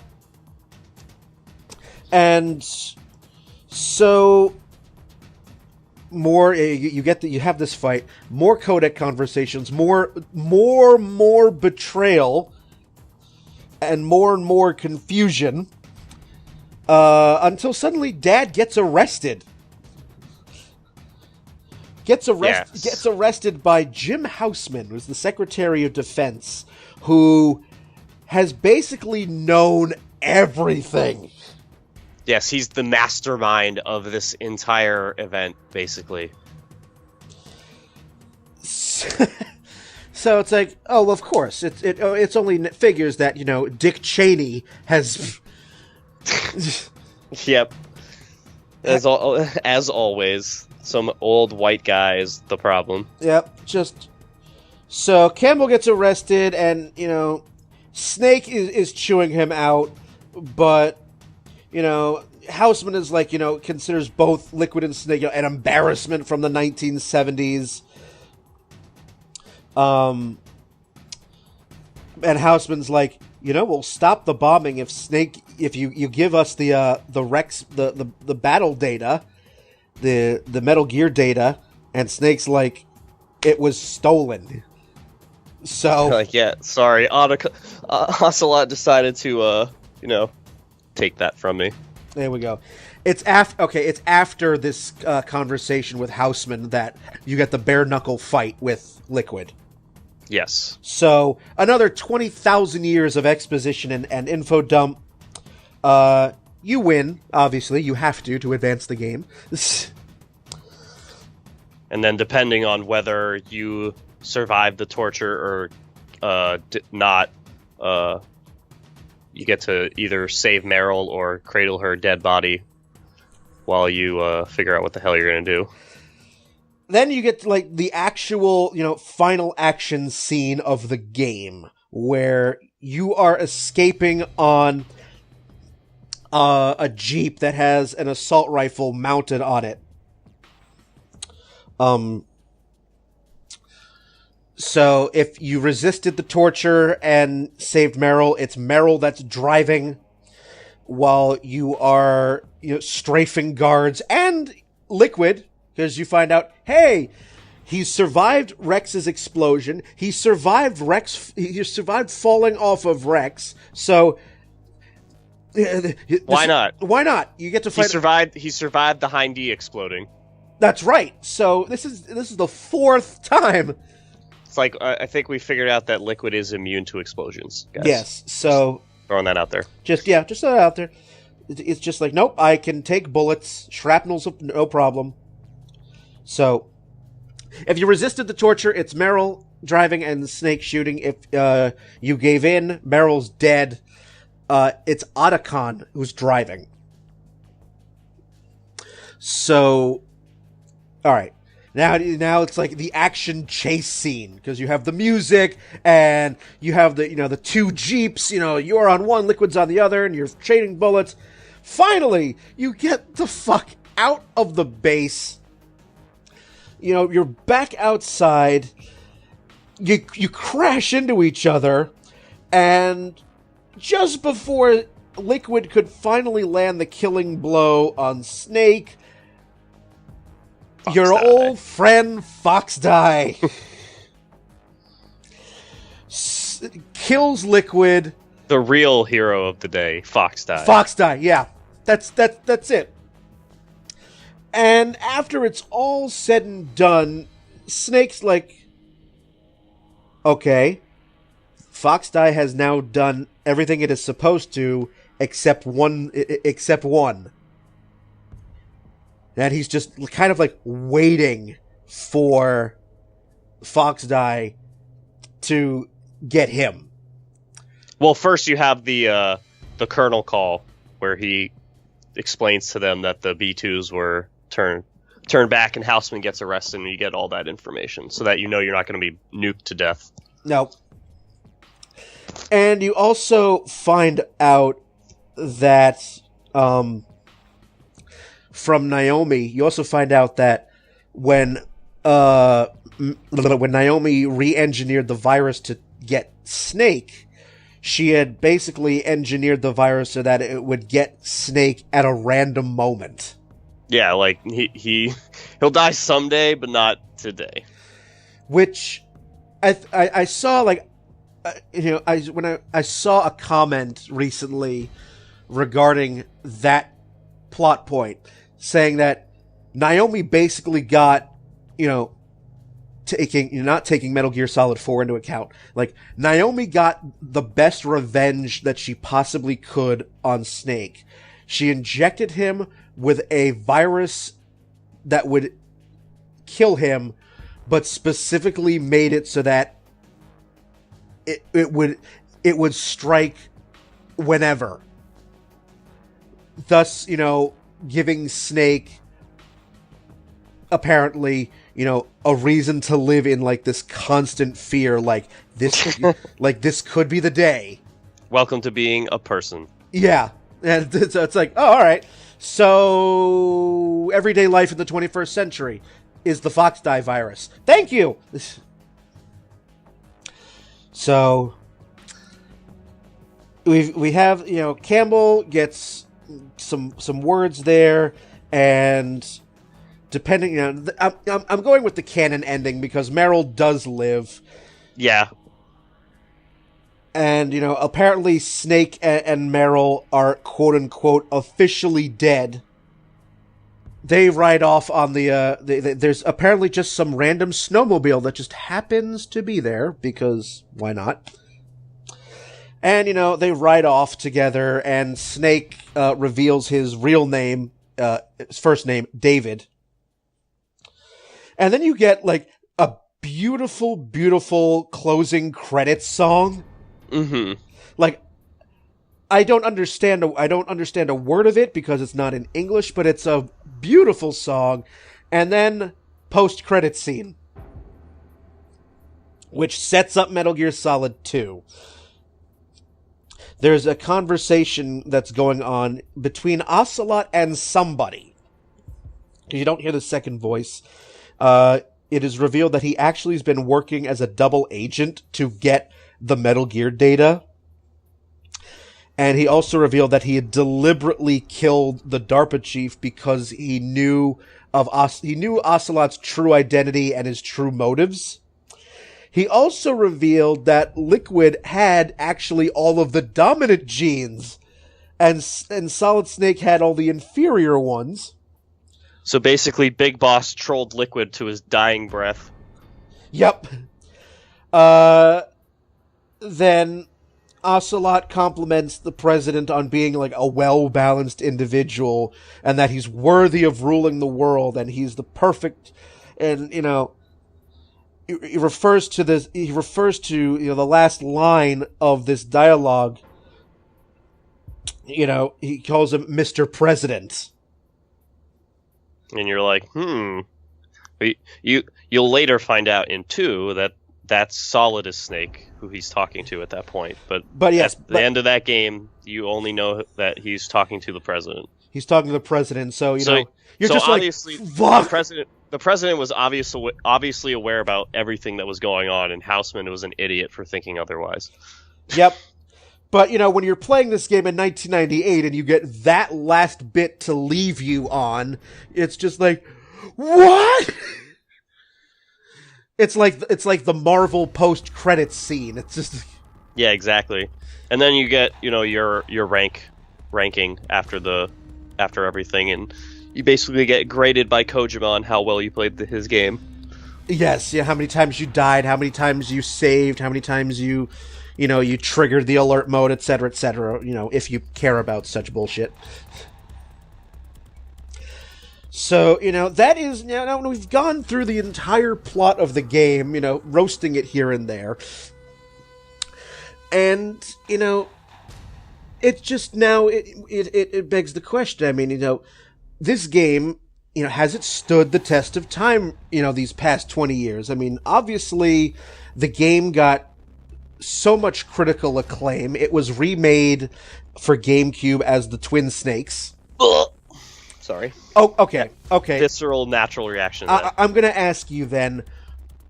It's the same game, so why the reaction?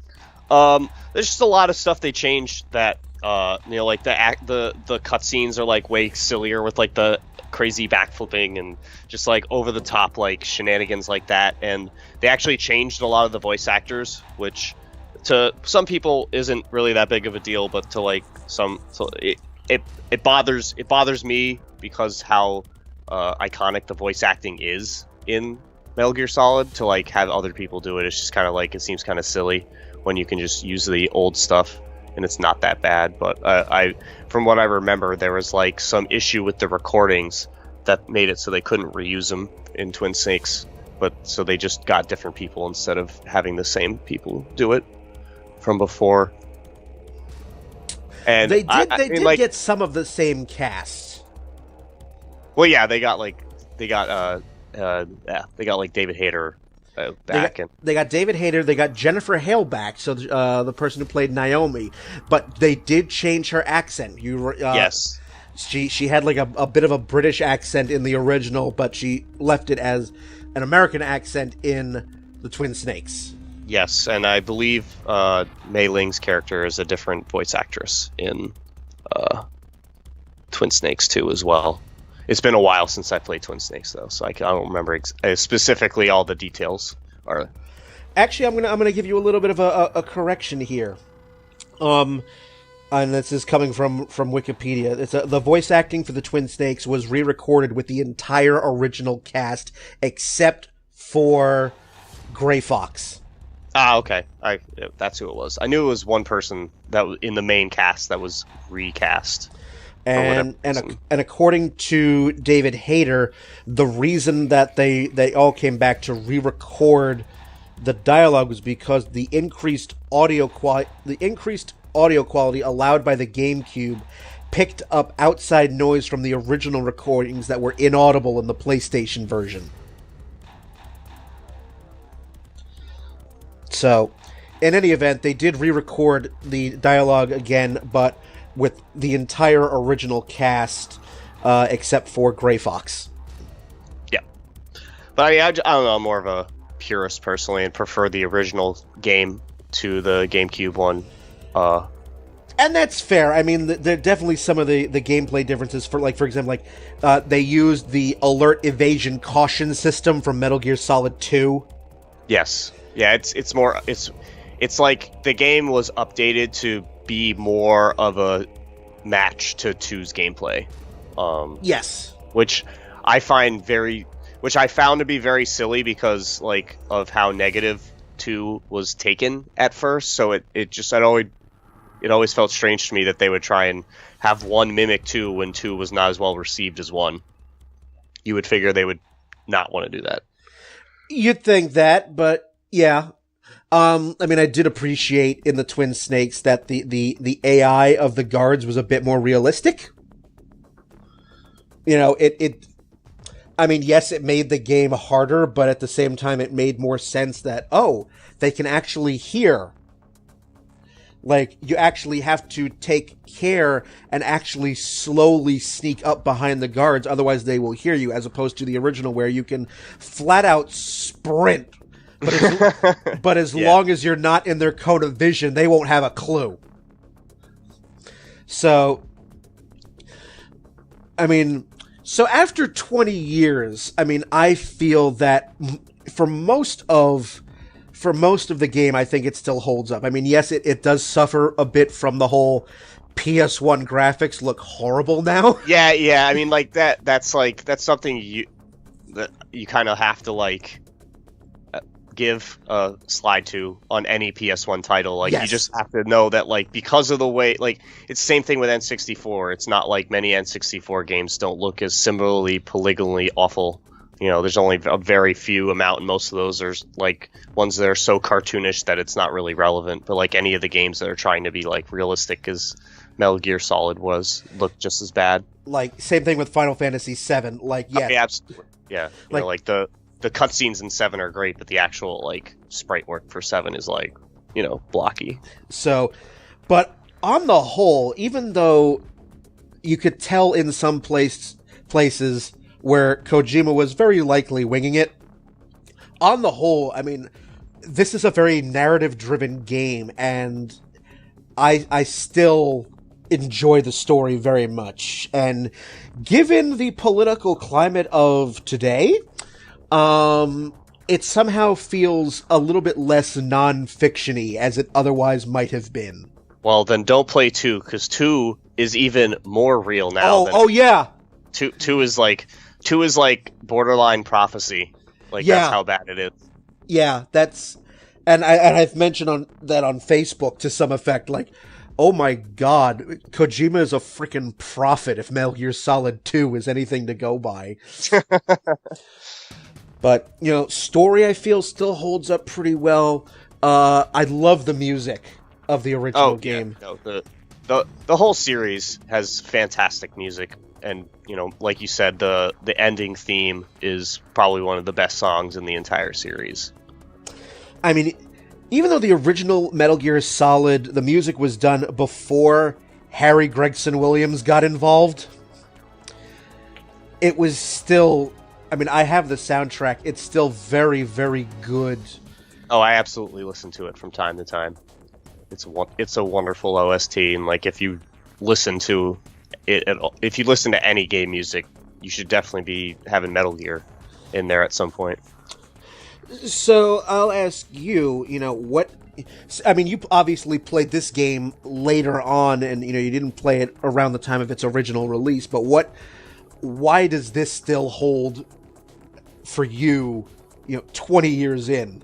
Why? Well, this game has probably one of the better balances between the info dumps and the gameplay for the Metal Gear series. Like having a lot of it be like followed up by like boss battles is always helpful too. Like you get like the big info dump from Liquid, then a boss battle with him, and then you get another info dump from Liquid, and then another boss battle with him. Like with the Rex versus with him on top of the Rex.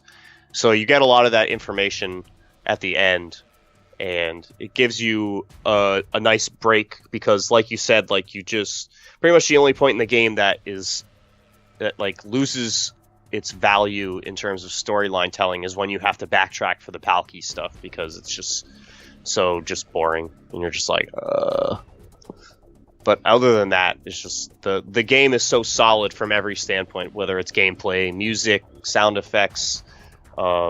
It's so well rounded, and there's very few points where you can really be like, oh well, they should have done it differently, and here's the way that's very obvious that they could have done it.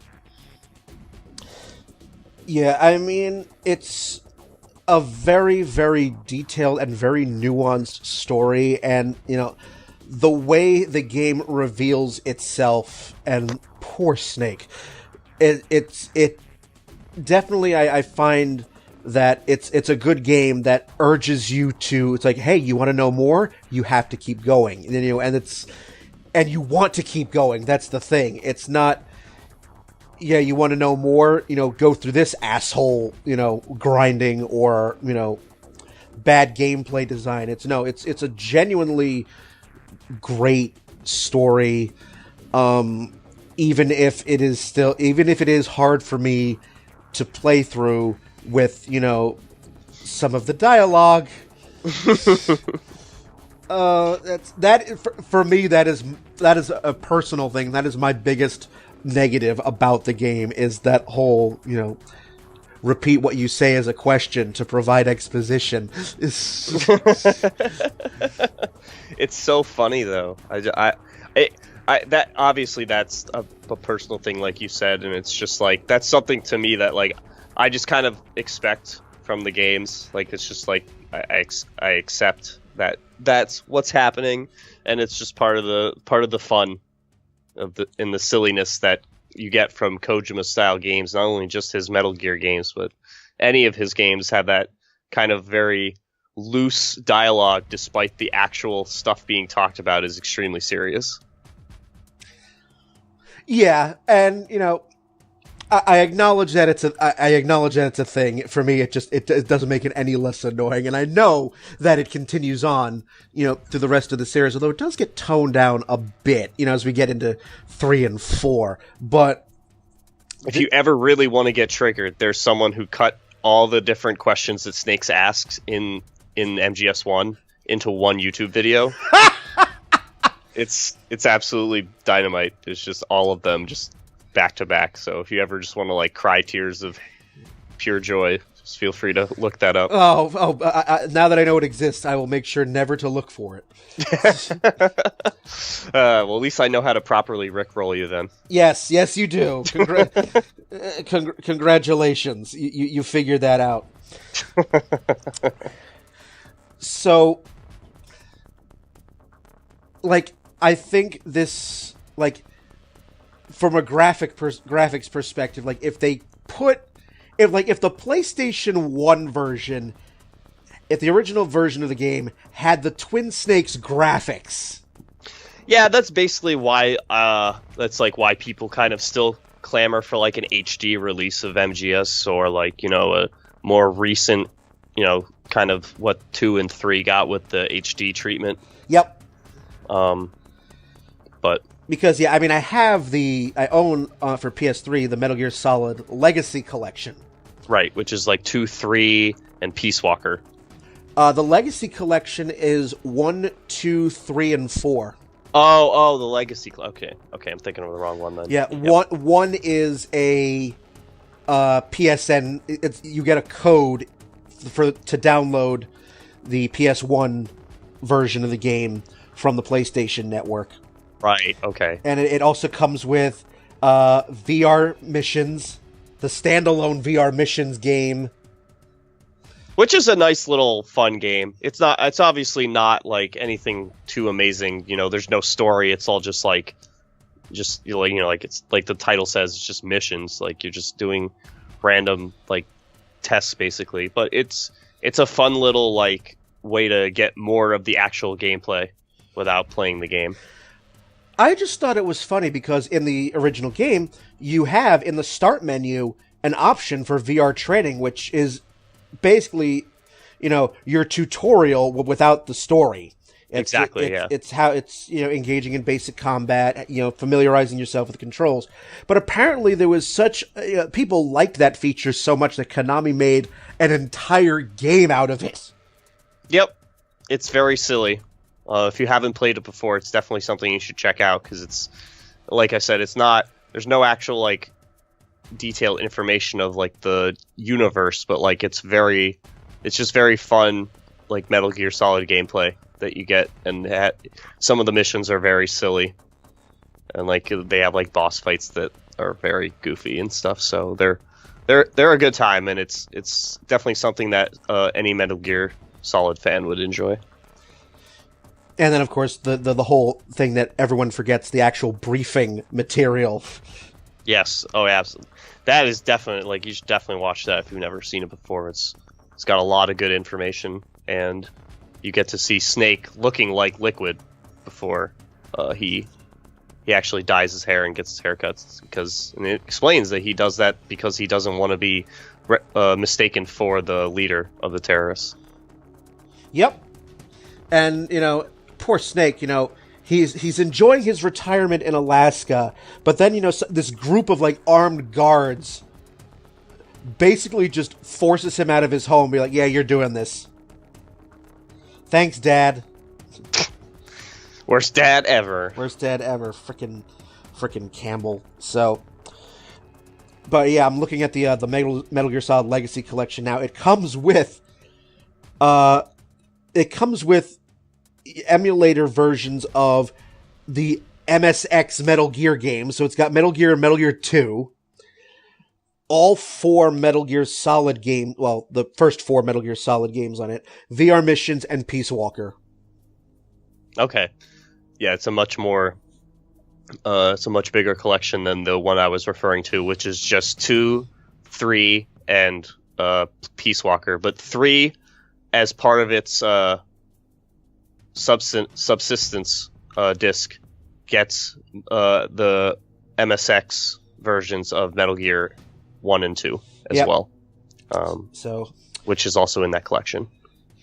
So, with this game being 20 years old, I mean, it's obviously we're still playing it, even though you'd think that a game like this wouldn't have a whole lot of replay value because you only have, again, the 2 endings, and I believe you get the unlockable tuxedo and the infinite bandana as well. Yeah, yes. Very not like New Game Plus items that are like just for funsies that don't really add any extra content. It just makes it a lot easier for you to take the game on from a combat standpoint. Yep. So, but you'd think that, 20 years, people be like, okay, we've played this game, we got our money's worth, we're done, but... No, I mean, that's the thing when a game has a great story like Metal Gear Solid, the gameplay can be as linear as it is and not really have a lot of replay value to it. But still, you'll want to replay it just to re-experience the story because there's every Kojima game has like just so many tiny details that you can miss in a playthrough, and like if I always say this about any of the Metal Gear Solid games is like if you've only played them once, you haven't really played them yet, because I guarantee you there's things that you've not seen or not done that you haven't experienced yet, codec calls you haven't gotten. Like there's so many things you can do in the game that give you more story and give you more details on characters that like you need to replay it, every once and again, because if you've only played it like once or twice, that's definitely not enough. Yeah, it's definitely one of those games where if you want to get every morsel you can, you would need more than one playthrough. So, but all in all, well done, Kojima. I know you no longer work at Konami, but thank you. Exactly. And now I'm sorry that Konami is going to now take your beloved franchise and just run it into the ground. Yeah. Hopefully they'll at least release a newer a version of the older games on the newer Fox engine, because that would be sick. That would be nice. I would not mind seeing, a full-on remake of the first game where, it's been updated. Maybe, please tweak the dialogue just a little. Like, just give me the MGS1 with, like, the MGS5 gameplay. Ooh. Like, just take those two things and kind of, like, smush them together and just go, just do that. That's all I would like to see. If the dialogue still campy and silly, that's not the biggest deal, but I would love to see, like, a super nuanced gameplay update to MGS1, because, like, while it is fun to play, like, it's all the extra stealth elements that have been added since MGS1 to the series, I just would love to experience in that game. Yes. Absolutely. And if that ever happened, I wouldn't see you for weeks. But see you. Yeah, exactly. Sorry, Danielle. You're just going to have to fend for yourself forever. Yep, I'm going to weld my door shut and just call it a life. That's it. It's over. So.